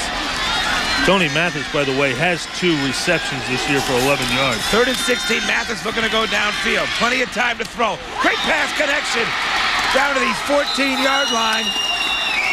George Presley with the catch, the best executed play through the air all night. Yeah, and you like the way, I keep saying, the way they come out and just trying to take charge of the second half. Look at the excellent ball that Tony Mathis throws. Look at that time, Bo. They only rushed 3 Parkview, and it was a perfect, pocket that was formed, and he just went to town there with a big completion. 1st and 10, ball at the 14. Westside making in business. The handoff fake to Presley. Mathis is cut down. A huge defensive stop by Todd Stewart, who has been dominating all night, Bo. Todd Stewart is defensive coordinator. Jerry Stewart's son. Also, his brother is one of the coaches. Kevin coaches the wide receivers for Parkview. Well, they just blew up that play, Bo. Absolutely blew it up for a 10-yard loss. They fake on the end to Presley and then try to get Mathis outside with actually Presley giving him a lead block. Boy, Todd Stewart's got some closing speed, doesn't he? Parkview defense is unbelievable. There's Jerry Stewart. He's proud of his son for that last play. Looks like Jerry Sandusky from Penn State a little bit, doesn't he? 2nd and 20. What does Robert Davis have in mind here? Ball at the Parkview 24. Little option play. They'll keep it. Mathis across the 20 down to the 16. Try to get a little bit back. Set up Bo a 3rd and about 14. Todd Brooks and Joey Sturdivant on the hit. Well, I like that play that they ran before with the completion to Presley. Maybe they can run something like that, sneak somebody out of the backfield. The middle of the field seems to be open against Parkview. Let's see how. You don't want to throw to the outside, to the perimeter, because you got that guy out there. Yeah, just find Jeff Francoeur and he'll go away from him. That's my advice. 3rd and 13 ball at the 17. Mathis back to pass. He's in trouble. Going downfield. Great catch. And they're going to see if they give it to him. They have. Yes, they have. It's short of a first down. But great hands by Marlon White, the sophomore, who was victimized by Francoeur. And we have got a huge 4th down. Look at the play, Bo. What a great throw on the run. And good hands. Just picked it right off the carpet. Great arm strength. 4th and 2. The play of the day coming up. What do you do, Mr. Bach? Well, play of the day, we've got the wing tee. You've got the option. What I would do is take a timeout. That's what you do. Take a timeout, and let's talk it over. Brent Brock, the offensive coordinator, played at Florida State. There's Coach Robert Davis. Brent Brock is going to talk to his troops in the huddle. 6:08 to go. Parkview leading Westside 17-0 here in the 3rd quarter. We're in the 5A semifinal championship game at the Dome. And Bo, early on in this second half, Westside Macon has come out with what you like to call a playing personality. Yeah, they really have. You know, the way I knew you'd like that. The way they break the huddle, and I mean, you can't be successful without a playing personality. Parkview's got one. We didn't really see it from Westside in the first half, but they've come out now, and they've come out with a renewed energy. And Coach obviously told them, hey, guys, this is our half. You know what we've done. We've been in this situation before. They have driven the football and moved the football a little bit tonight. It has not been total domination. I think Parkview has just taken advantage of turnovers and big plays and put themselves in position. Here comes Tony Mathis, 4th and 2. Big play early in this second half. 6:08 to go. Long drive so far. Mathis looking to throw, and he doesn't make a connection. He had him, George Presley, in the flat, and Tony Mathis just did not deliver. He had time. The call was there, Bo. Well, he ran to his left side. It's tougher to throw for a righty running to your left side. He didn't square his shoulders to the receiver. He consequently couldn't get enough on the ball. Throwing against your body is what you're doing when you're rolling out and throwing that way. And he had more time. He almost rushed it. It's Coach Brent Brock right now talking with Tony Mathis along with Robert Davis. See, that's exactly what he's telling him. Tell him to put it up, let him run under it. He tried to drill that. Yeah. You want to kind of lead him to the outside there in that situation. It didn't happen. All right, first look at Parkview's offense in the second half. 17-0 they lead. The handoff is straight ahead to Dawkins. Dawkins gets hammered. They're popping down there. And again, in the middle of all the action is Jeremy Talton. Kid is a senior, but is really as ferocious a hitter as we've seen really in at least in the championship games we've been watching, Bo. Number 29, Jeremy Talton. Oh, he's been sensational for Westside, and he's their leading tackler.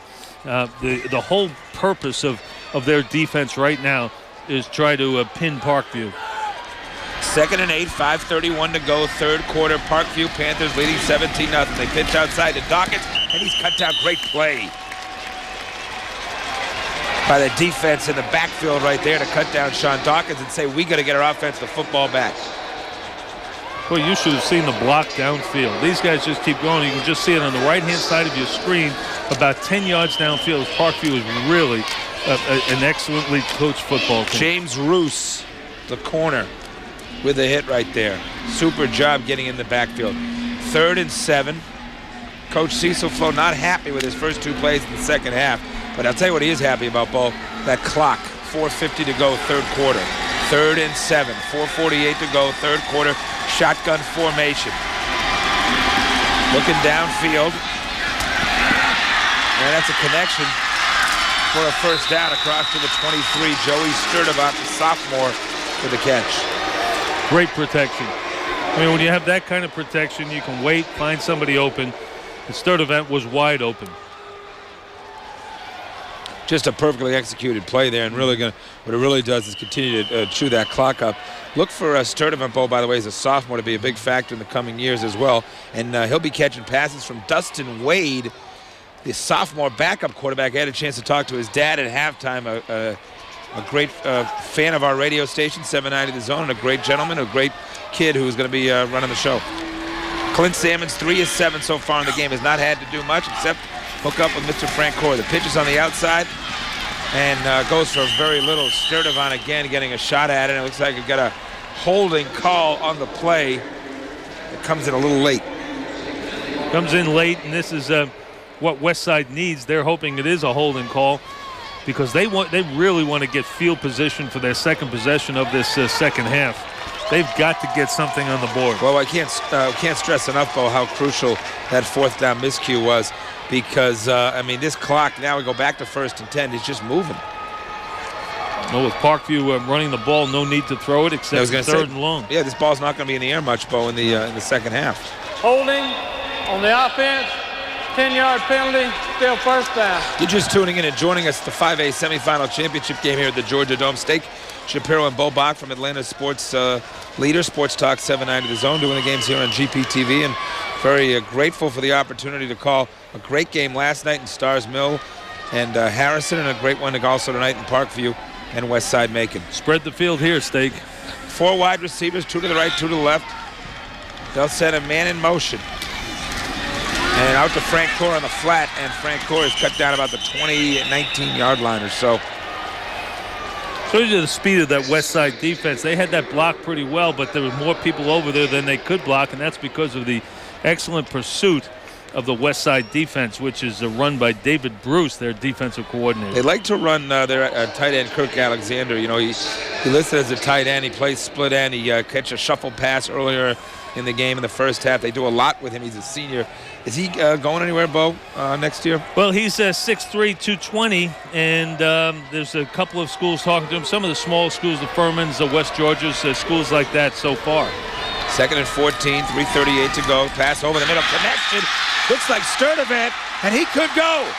40, 30, 20, and cut down at the 1. Clint Kent. But Clint Salmons says hello to a sophomore and has a big game. I'll tell you what, that was a beautifully designed play, but you can't say enough about the throw. That throw was absolutely perfect. Hit him in stride. Let's look at it, Bo. Right in stride. Threw it through traffic. I mean, can you imagine Kent's speed? Look at the closing speed that he's got, because Sturdivant's moving pretty well himself. Sturdivant's just looking at that end zone and saying, this is it. I'm a sophomore playing for Parkview Panthers. I'm about to score 6 in the Dome. Can I say with all due respect, the throw was nice, but I mean, the catch and run was much more impressive. I mean, it looked like about a 3-yard slant to me. Timeout Parkview. And, well, we talked about a momentum crusher, obviously, not getting the 4th and 2 because you put the football back with Parkview, and that's dangerous. Here's the play again. Right here. Great catch. Well, it's about speed, athleticism. It's what Frank Core does. It's what Sturdivant does here. I mean, he's outrunning Westside Macon much of that great possession. Great call against that defense because the safeties were up, and you throw it, almost like a slant to the middle of the field, which was vacated. Parkview, when you look at sophomores like that, they have Denver Bronco uniforms, but they reload like Tennessee. No question about it. They graduated in numbers. Next week on GPTV, the finals. Statesboro Blue Devils and Shaw Raiders, 7:30. And on Saturday night, the 5A final. The Harrison Hoyas and the Parkview Panthers if they hold on, or Westside Macon if they make the big comeback. If it is Parkview and Harrison, that game is at Parkview. 1st and goal. Salmons, handoff inside, touchdown, Sean Dawkins. Well, now you look back at that 4th down play, that pass, and how important that was because you couldn't punch it in right there. Then your second opportunity was to pin Parkview down there in their end and get good field position about midfield as you take over for your second possession. Now your second possession is going to be down by another score. You're 1st and 20, and you hold Frank Kerr on that little screen play to only about 4 or 5 yards, but then all of a sudden Sturdivant just busts one, and you're in deep trouble. I mean, that's Coach Davis knows. Yeah. 23-0. Make it 24. Coach Davis, by the way, Bo, those familiar with high school football in Georgia know of his great run at Warner Robins. He's won 3 state titles, a couple of national titles. He's had much more talented teams than the one he brought to the Georgia Dome tonight. And with a 3-year-old program with Westside to get deeper than any other Macon school has in the last 25 years in the playoffs is, a testimony to his coaching ability. Yeah, Westside Macon, again, a 10-3 season. They were not ranked coming into the playoffs. They had losses during the year to Warner Robins, Brookwood, and Northside, a 10-3 year, and looked like they were out of gas against Shiloh last week, I guess it was. Down 24-13. They reel off a huge second half, shut out Shiloh in the second half, and get themselves in position to go to the Dome. Here's the replay.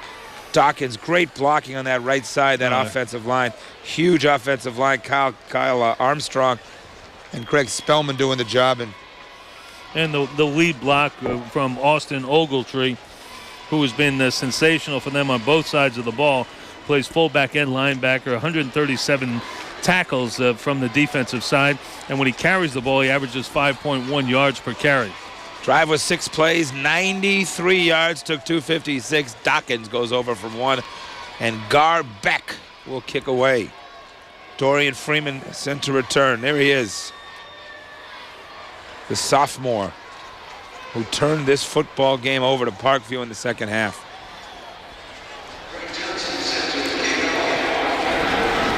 That may be the crusher, but certainly puts Westside Macon in deep trouble. 24-0. Here's the kick.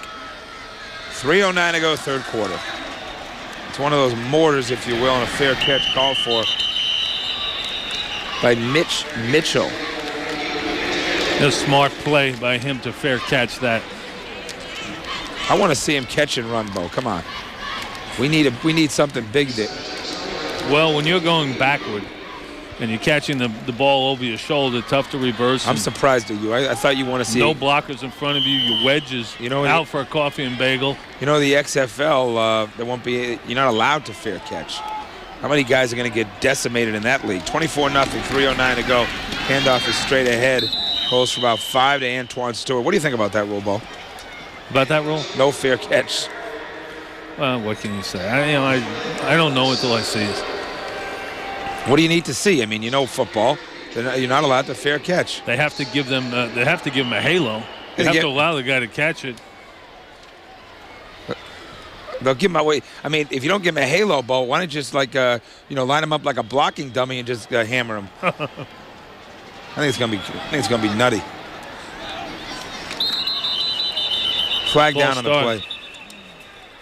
A little too antsy. Just wanted to get that play going. They were pulling both guards to the right side. You think the XFL has a chance? I think it has a chance at that time of year. I think everybody's going to tune in just to see, how frozen they are playing in Soldier Field in February. Yeah, exactly. Dead ball foul, false start on the offense, 5-yard penalty, still second down. Still haven't figured out the cheerleader thing. They're going to go with the most scantily clad cheerleaders and keep them with the WWF motif, yet they're going to play it in February in outdoor stadium. So those ladies are going to get hypothermia. 2nd and 10. The handoff is straight ahead to Antoine Stewart and very little gain there.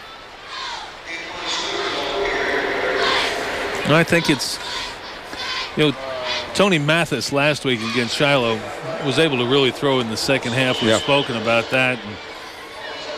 And at this point, I'm thinking maybe Coach Davis is thinking that, why make this a blowout? Exactly. Why chance turning this over? Yeah, let's not embarrass ourselves here. The final score.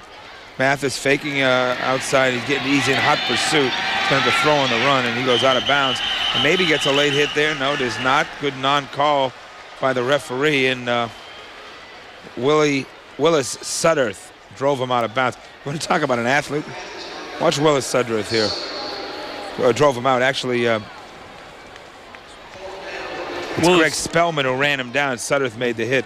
Spellman showing good speed. Sudderth is 6'4", 250. He's got 102 tackles, 7 sacks. Furman, South Carolina, Kentucky looking at him right now. And also plays on the offensive line. Mm-hmm. And also is their long snapper. Guy like that can play for 10 years in the National Football League as a long snapper. 4th and 11. And they will punt this football away into the dangerous arms of Jeff Francoeur. Not a good kick. Let's see what Francoeur wants to do with it. Not much. It's going to roll and take a Parkview bounce at the 42. That was by design, just trying to positional kick. Keep it away from Francoeur. 1:39 to go, third quarter, 24-0 Parkview. Live at the Georgia Dome on a Saturday night in downtown Atlanta. Steak Shapiro Bo Bach, part of the GPTV all-day marathon for 2 straight days. I got to tell you, look around this booth here. There's some people here who've been spending about 12 hours. I don't even know if they went home. It's a motley crew right now. So land of the zombies, this booth. We got some good information coming, by the way, in our fourth quarter. We got our ace info guy behind us here. Some tails to weave. Clint Sammons under center. 24-0. They hand off straight ahead to Brad Lester, the freshman. You know what's going to happen now, Bo?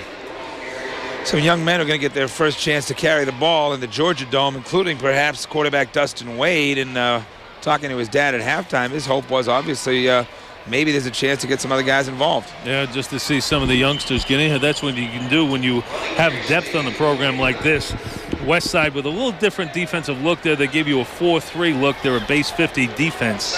Brad Lester, by the way, Bo, the kid who just carried the ball, the freshman, may be the fastest player, if you can believe that, on the Parkview Panthers club. Wow. 2nd and 3, ball on the 49-yard line of Parkview. They lead 24-0, 50 seconds to go, quarter number 3. The pitch is outside. It goes to Lester. Lester trying to get through a hole there and is down about the 48, and he's very close to a first down as the clock continues to move. James Rouse with the tackle. You can see how lickety-split quick he is. So he had the move to the inside, thought he had the seam. It closed quickly, and he bounced it outside. That's just not fair, Bo. I mean, that is just not fair to have this kid being one of the fastest on the team. He's a freshman. Let me get that straight. That means he's a 9th grader? Mm-hmm. Wow. Not to mention Joey Sturdivant, who's a sophomore, who also has got another couple of years to do what he did earlier this quarter, which is basically outrun the opposition, something Parkview is very good at.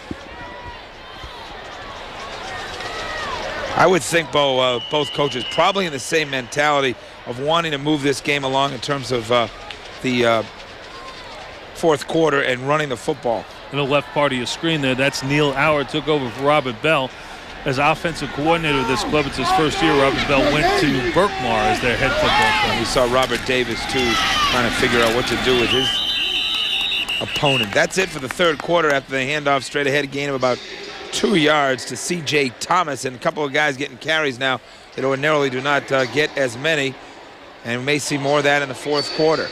I'll tell you what we will see in the fourth quarter. One of the great teams in the state of Georgia get themselves set for a home game. Watching the Parkview Panthers take it to the house, 24-0. We'll come back.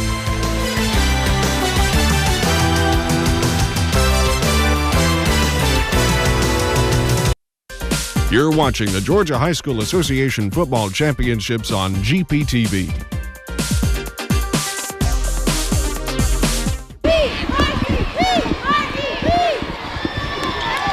Steak Shapiro Bo Bach back here at the Georgia Dome in Atlanta. Start of quarter number 4. The Parkview Panthers leading the Westside Macon Seminoles 24-0, Bo, and it has been a story of a dominant football program continuing to dominate a team that came in with a Cinderella story in its their 3rd year as a varsity football team, Bo, and they're getting taught a lesson tonight. You can't take anything away from what the Seminoles have done this year. And over the last 3 years, only the 3rd varsity season of this program. This has been a sensational run.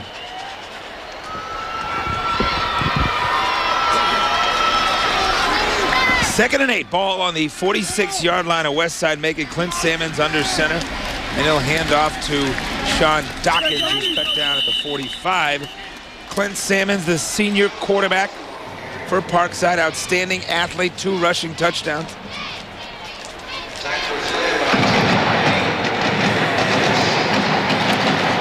Flag on the play.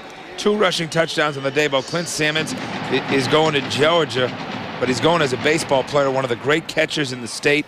threw out 19 of 22 runners last year, and he will be a part of that ever-building baseball program at Georgia. And Frank Coeur may be a baseball player himself when he's a senior next year in the shotgun right now. But Frank Coeur hit 402 last year, had 15 home runs, which was the Gwinnett County record. Looking downfield, Sammons, a cannon arm. Oh, and a great catch on the sideline. Oh, that's big time. That's Jeff Francoeur. You want to watch a big-time play, Mr. Bach? How about Clint Sammons and Jeff Francoeur right there? Well, there's a battery mates in baseball, almost. Actually, Francoeur plays the outfield. Look at that gun, though, Bo. Look at this cannon. And look at the catch. It looks like Chris Carter on the sideline. I mean, it does not get any better than that. Holy smokes. They talk about his arm in baseball throughout 19 of 22 would-be base stealers. That's just so big time right there. 1st and 10 ball at the 31-yard line of Westside Macon. They'll continue to move the ball. They won't throw it unless it's 3rd down, I would not imagine. The handoff is straight ahead to Sean Dawkins, and he busts his way through a hole. And fighting down to the 24-yard line. Gain of about 7 on the play. Right side of that Parkview offensive line is Armstrong and Levergood. Opening holes, the right side. They've been running right quite a bit. I still can't get over that Sammons to Francoeur pitch and catch. That was something. He's throwing an out ball, and he's rolling a little bit to the left side. I mean, he threw that ball probably 30 yards. How about Sean Dawkins? 7.6 yards per carry, 114 yards, 17 carries. 2nd and 4 ball in the 25. Parkview continuing to roll. They give it up the middle to Dawkins. He is cut down short of the 1st down. It'll be about 3rd and 3.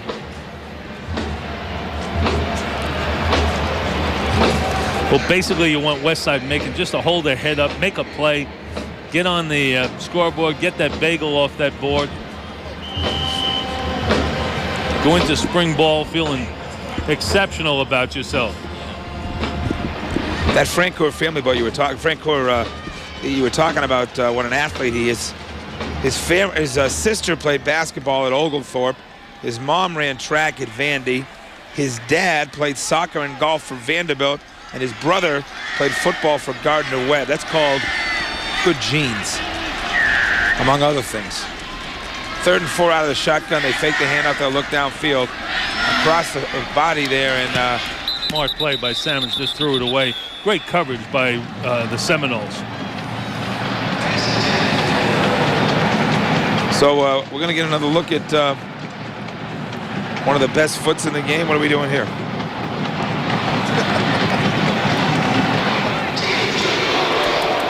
Here's a good look at Sammons. This is Greg Johnson. Greg Johnson, by the way, they had a Parkview Panther Jamboree. He hit a 58-yard field goal at the Jamboree, so he's got the leg for it. And look at that, baby. Oh, he hammered it. Holy cow. He hammered that.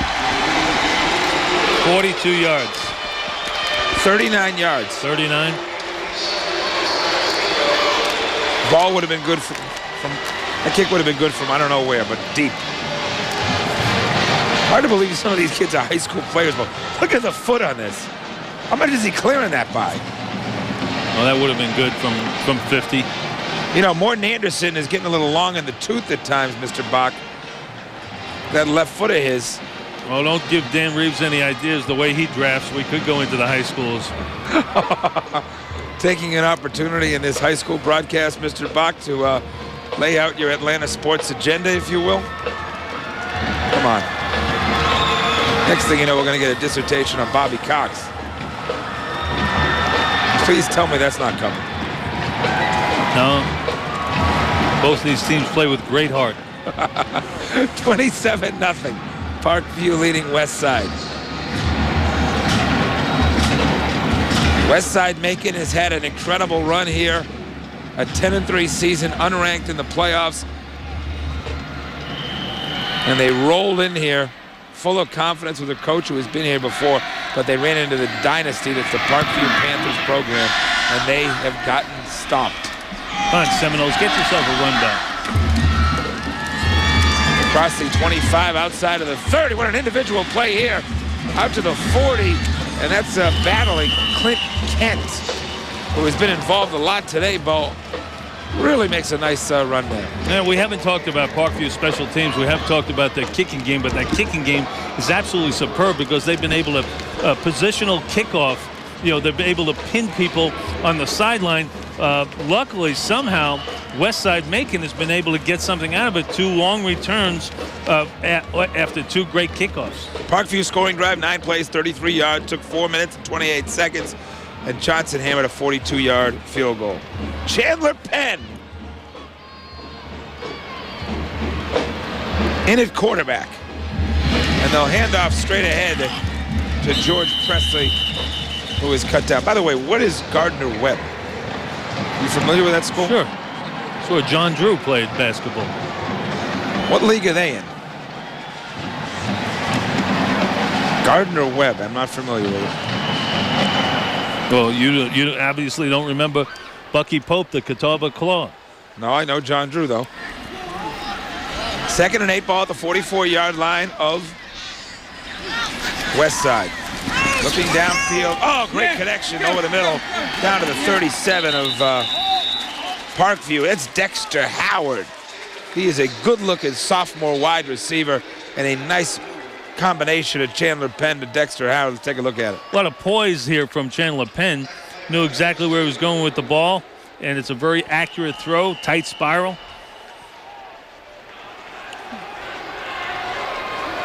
What year is Chandler Penn? He's a senior. Tony Mathis will be back next year as the starter. Chandler Penn getting a chance in his final game as a quarterback. Tony Mathis, a couple of catches on the year. He split to the left side. We don't want to see a shutout. We're looking for points here. That's a false start. Every time they get something going, it's just something that sets them back, takes their momentum away. Bites them.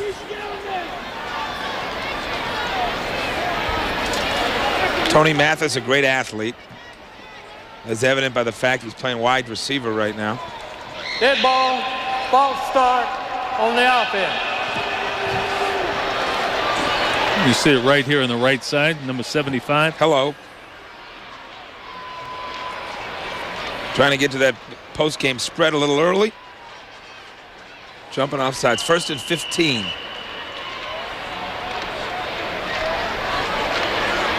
No, he's not trying to get to the post-game spread. He doesn't want to, you know, saw the kids last night coming off the field in tears. I mean, they put so much emotion into this game. Tony Mathis on the catch and some good tackling by Parkview. Warren Dawson laying a lick. Well, Dawson closed on that so quickly. Mathis didn't have a chance on that. 7:40 to go. Westside Macon trying to get off the Schneid, get in the end zone here. Get somebody a touchdown in the Georgia Dome would be a big throw. Macon's been here before, though. They had a game here earlier this season. They had a matchup in the Georgia Dome. They played in the Corky Kell Kickoff Classic. Back to path, Mathis. Flushed out of the pocket, he'll roll right in hot pursuit, Parkview. And Mathis lets it go, and it's deflected. Man, did he take a lick. Tough kid over there. Getting hammered by Todd Stewart. Looking for Clint Kent, who's in at wide receiver. We've talked about Parkview's special teams tonight, Bo. Impressive bunch. They have a message in their field house back at Parkview. Special teams may win the game for us, but don't let special teams lose the game for us. Words to live by. Yes, indeed. This will be the first shutout of the Dome this year, Bo. Here's the life of a handheld camera guy. Look at him on the sideline here. Watch him. Oh! GPTV guy getting in the mix and kept him. Tracy. Look at Tracy, Bo. Way to go, Trace. Kept his balance, too. He took the hit, kept his feet. Tracy is Parkview's 12th man. Forward pass on the offense, 5-yard penalty, and a loss of down. 2nd and 15. There's Tracy. Tracy bounces right back. He's a warrior. He's a sophomore, Tracy, and he's going to be going to Clemson next year. Past the line of scrimmage when he threw that ball. That is not allowed, even when you're trailing 27-0. 3rd and 15 here. Mathis back under center, trying to get a first down here and move the chains. Haven't had much success in 3rd and long today. Mathis are going to go back around across the field. He's going to take off it. Across the 35 to the 30, the 25 down to the 20. Tony Mathis. One of the first times that I could get his athleticism going. I think we might have a face mask down there. We have a fumble on the hit, and Westside Macon will turn it over. Todd Brooks looked like he recovered it. Flag down on the play. Let's see what we have here. They wanted to go back, Bo. I think it was a halfback option, even they wanted to even attempt. Oh, great strip. Joey Sturdivant recovers, Bo, the free safety. You remember that name? Oh, how can you forget that name? He's had a big offensive play in this second half, Bo. Old New York Yankee baseball name, Tom Sturdivant. 6:52 to go. The handoff is to C.J. Thomas, the senior. C.J. Thomas in for Sean Dawkins. Shermonta Mitchell, a strong safety, making the tackle.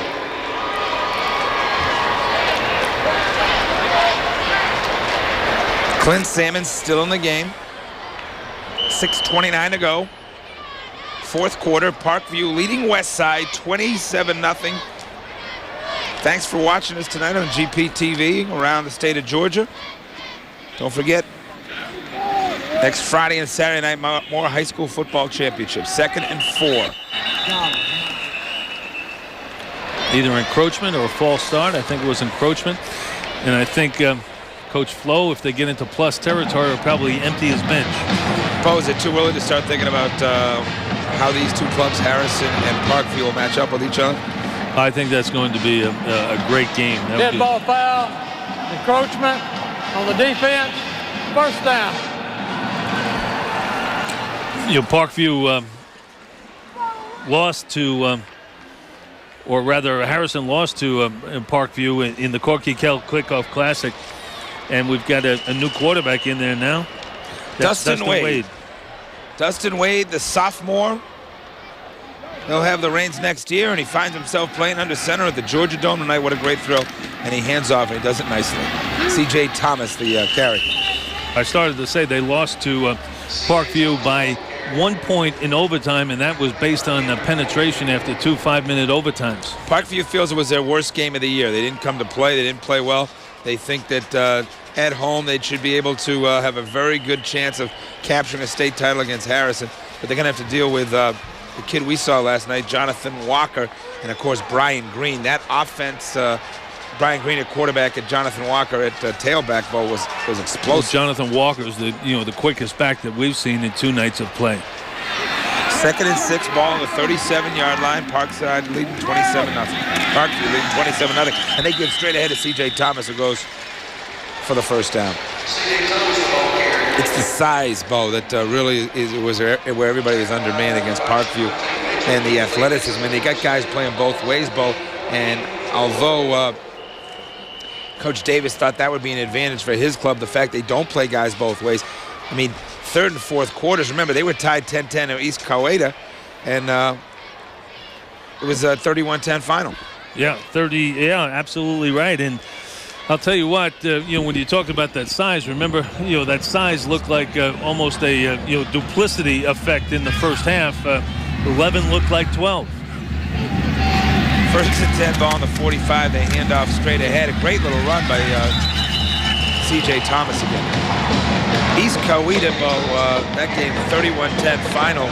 That's where Jeremy Myers attended when Jeff Francoeur got the interception to break the all-time record for the Parkview Panthers, if you recall, Bo. And one of the things Jeremy Myers said when he came out of the stands, kind of congratulating him for breaking his records, he said, that record doesn't matter unless you win a state title. So you got to go out and get that done. And that's what he'll have a chance to do next week. Told Francoeur he was there when he broke his record, when he got his 12th interception. He said, well, you probably got a couple of cheap ones. And what a great story Jeremy Myers is over at Georgia Tech. 2nd and 4. The handoff is outside to Brad Lester, the freshman.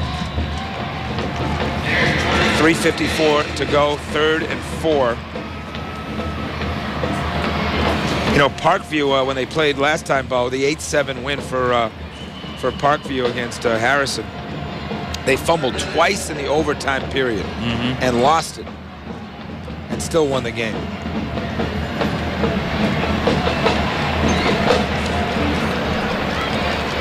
I think Coach Flo just looking at the clock now and saying, make it go faster.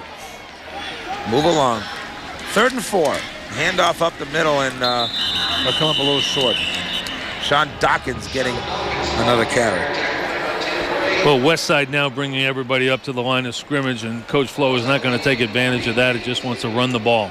Jonathan Walker, Bo, by the way, in previewing next week's Harrison and Parkview matchup, he said he wants another shot at the Parkview Panthers. He's a big-timer and hasn't made a decision where he's going to school next year, but what better way to highlight a tremendous season for Harrison than to go to Parkview and do something. Revenge is a big motive in the National Football League, in big-time college athletics, and also in high school.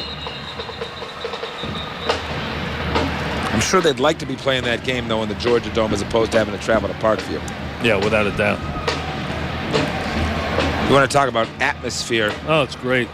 It's great at Parkview. I mean, what that place is going to be like, and they're going to have to get ready for the onslaught, expecting in the number of 12 to 15,000 fans anyway. They'll try to go more and put in some additional stands and really get that place ready to celebrate a state championship. Westside takes a time out here, but when you talk about Parkview, and you also have to include Brookwood, only a couple of miles apart, two of the best high school programs in the state. You know, Cecil Flo has become a legend in Georgia high school sports, and he's as proud of this team as the one he won the state championship with in '97. This team, like no other team, I'm proud of because they've battled through some adversity. They've gotten over some humps that people said they couldn't get over. You know, we struggled offensively to begin with, and we made changes and we righted ourselves, and we're producing points now, and it's a good balance now. Our defense has been strong all year long, and it's a good balance now. Our team has played well, and I'm tickled that they've stuck together as a team. I haven't observed those offensive problems from what I've seen up here tonight, Paul. And they are a very well balanced team. They can run it, they can throw it. Obviously, we've seen Salmons on.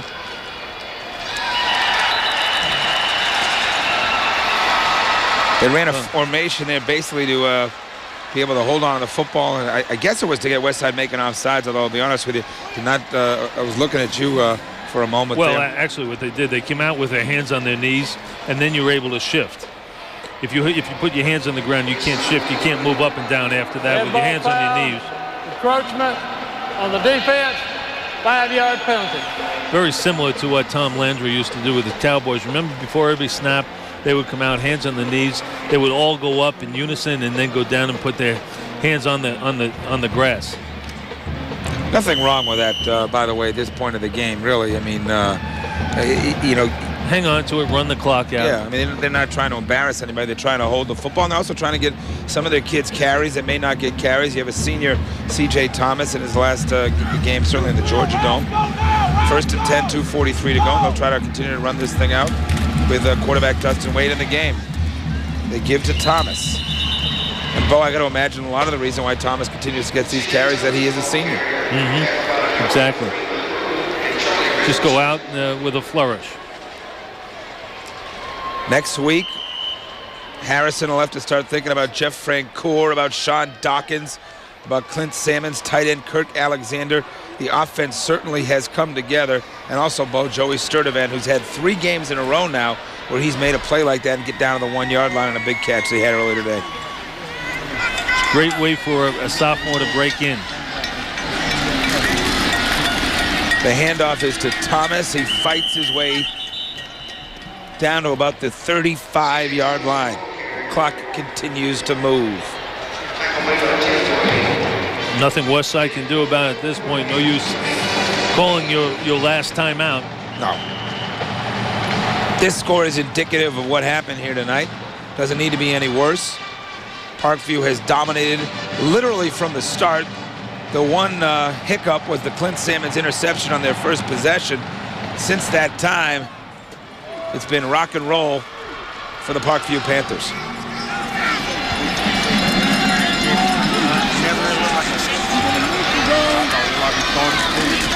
Handoff again up the middle of C.J. Thomas. He goes outside and gets cut down on the play. Seminoles still playing hard. 4 or 5 men getting to the football. Dwight McKee making a hit. Bo, they have a tradition with Parkview of how they handle game day. And Cecil Flo did not want to break tradition, despite the fact that they're playing a 9 p.m. game, which is not the norm. And that's why the whole team went to breakfast this morning at the Golden Corral, like they do every morning. That's right. Well, it's, you keep the traditions together. You like the way they take the field. You told me, Bo, you went how many years before you changed your underwear at Miami? Because you guys were on a hot streak? Oh, it was ages. We won a lot of games. We were the stinkiest team in the South. I've heard that. They said that about our radio show, too. 4th down and 4. Flags down everywhere. 33 seconds to go in this one. Somebody jumped. Somebody's procedure. Looks like Kirk Alexander. False start on the offense. 5-yard penalty. Still 4th down. Well, you got a new quarterback in there, Dustin Wade. You've got, by the way, Nick Auer, their offensive coordinator, Cecil Flo, talking with Dustin Wade. New quarterback, some new offensive linemen. If you have TiVo, set your TVs now. Next Friday, 7:30, Statesboro and Shaw in the 4A championship final. And then Saturday night at Parkview, the Harrison Hoyas and the Parkview Panthers play to call themselves the state champions from Georgia. Jonathan Walker and Jeff Francoeur and all kinds of other. And you can see all of the games live. Where are you going to see them? Where are you going to see them? This one's over. Parkview Panthers run out the clock. 27-0. The Parkview Panthers looking to repeat what they did in 1997 when they won the state championship, and they are just about home, no pun intended. They'll try to complete the state championship on Saturday night when they host the Harrison Hoyas. A total efficient performance by one of the great programs in this state. I think we might have one more play remaining. Why would we bring him back for another play here? What would be the purpose? Might have been a defensive penalty. You need, gentlemen, you need to call this a ball game. They did. They just did. And then they did. And then there were 2. Cecil Flo, Robert Davis. Cecil Flo, Coach Flo, and Coach Davis, 2 of the greats, 2 coaching legends in the state of Georgia. And, Coach Davis knows that he was undermanned. Coach Davis knows he went up against the state power. And I thought they both handled themselves with a lot of class, especially when this game, is very evident it was a blowout. Coach Davis said, saying you're too big for me, Coach. And Coach Flo is saying, what a great job you've done to bring this young program to this point in the state playoffs. Deeper than any team has gone from a Macon Public School in 25 years. Let's go down to the field. Rob's got the championship coach. Well, Coach, it's hard to believe saying that an undefeated team ever struggled, but you guys really did struggle offensively at the beginning of the year. How gratifying has it been to watch these guys grow and come together and get to this point? Well, it's great. I mean, it's been a work in progress. The kids have tried really hard. They're a prideful bunch, and they weren't happy with how things were going early. Everybody was talking about how terrible they were.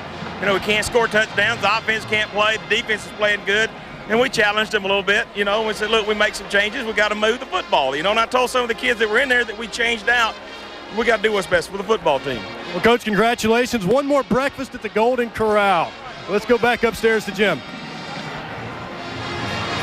All right, thanks, Rob Tribble. A great ball game. Parkview Panthers, definitely the champions tonight against Westside Macon. And, of course, next weekend it'll be the 5A championship against Harrison. We'll take a break. Be back in just a moment.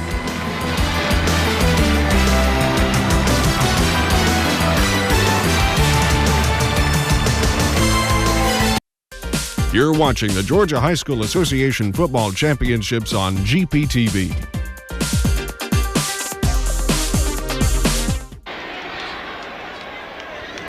And welcome back to the Georgia Dome. Parkview, a winner over Westside, Macon 27-0. Jim Ginocchio with the coach, Rodney Walker. Rodney, it really was all Parkview tonight. It was. It's a dominant performance by Parkview. They controlled the ball from the beginning, and they just made a lot of great plays on defense, and they had the better team tonight. Hats off to Westside for the fight they brought to Parkview, but without a doubt, Parkview was the best team tonight.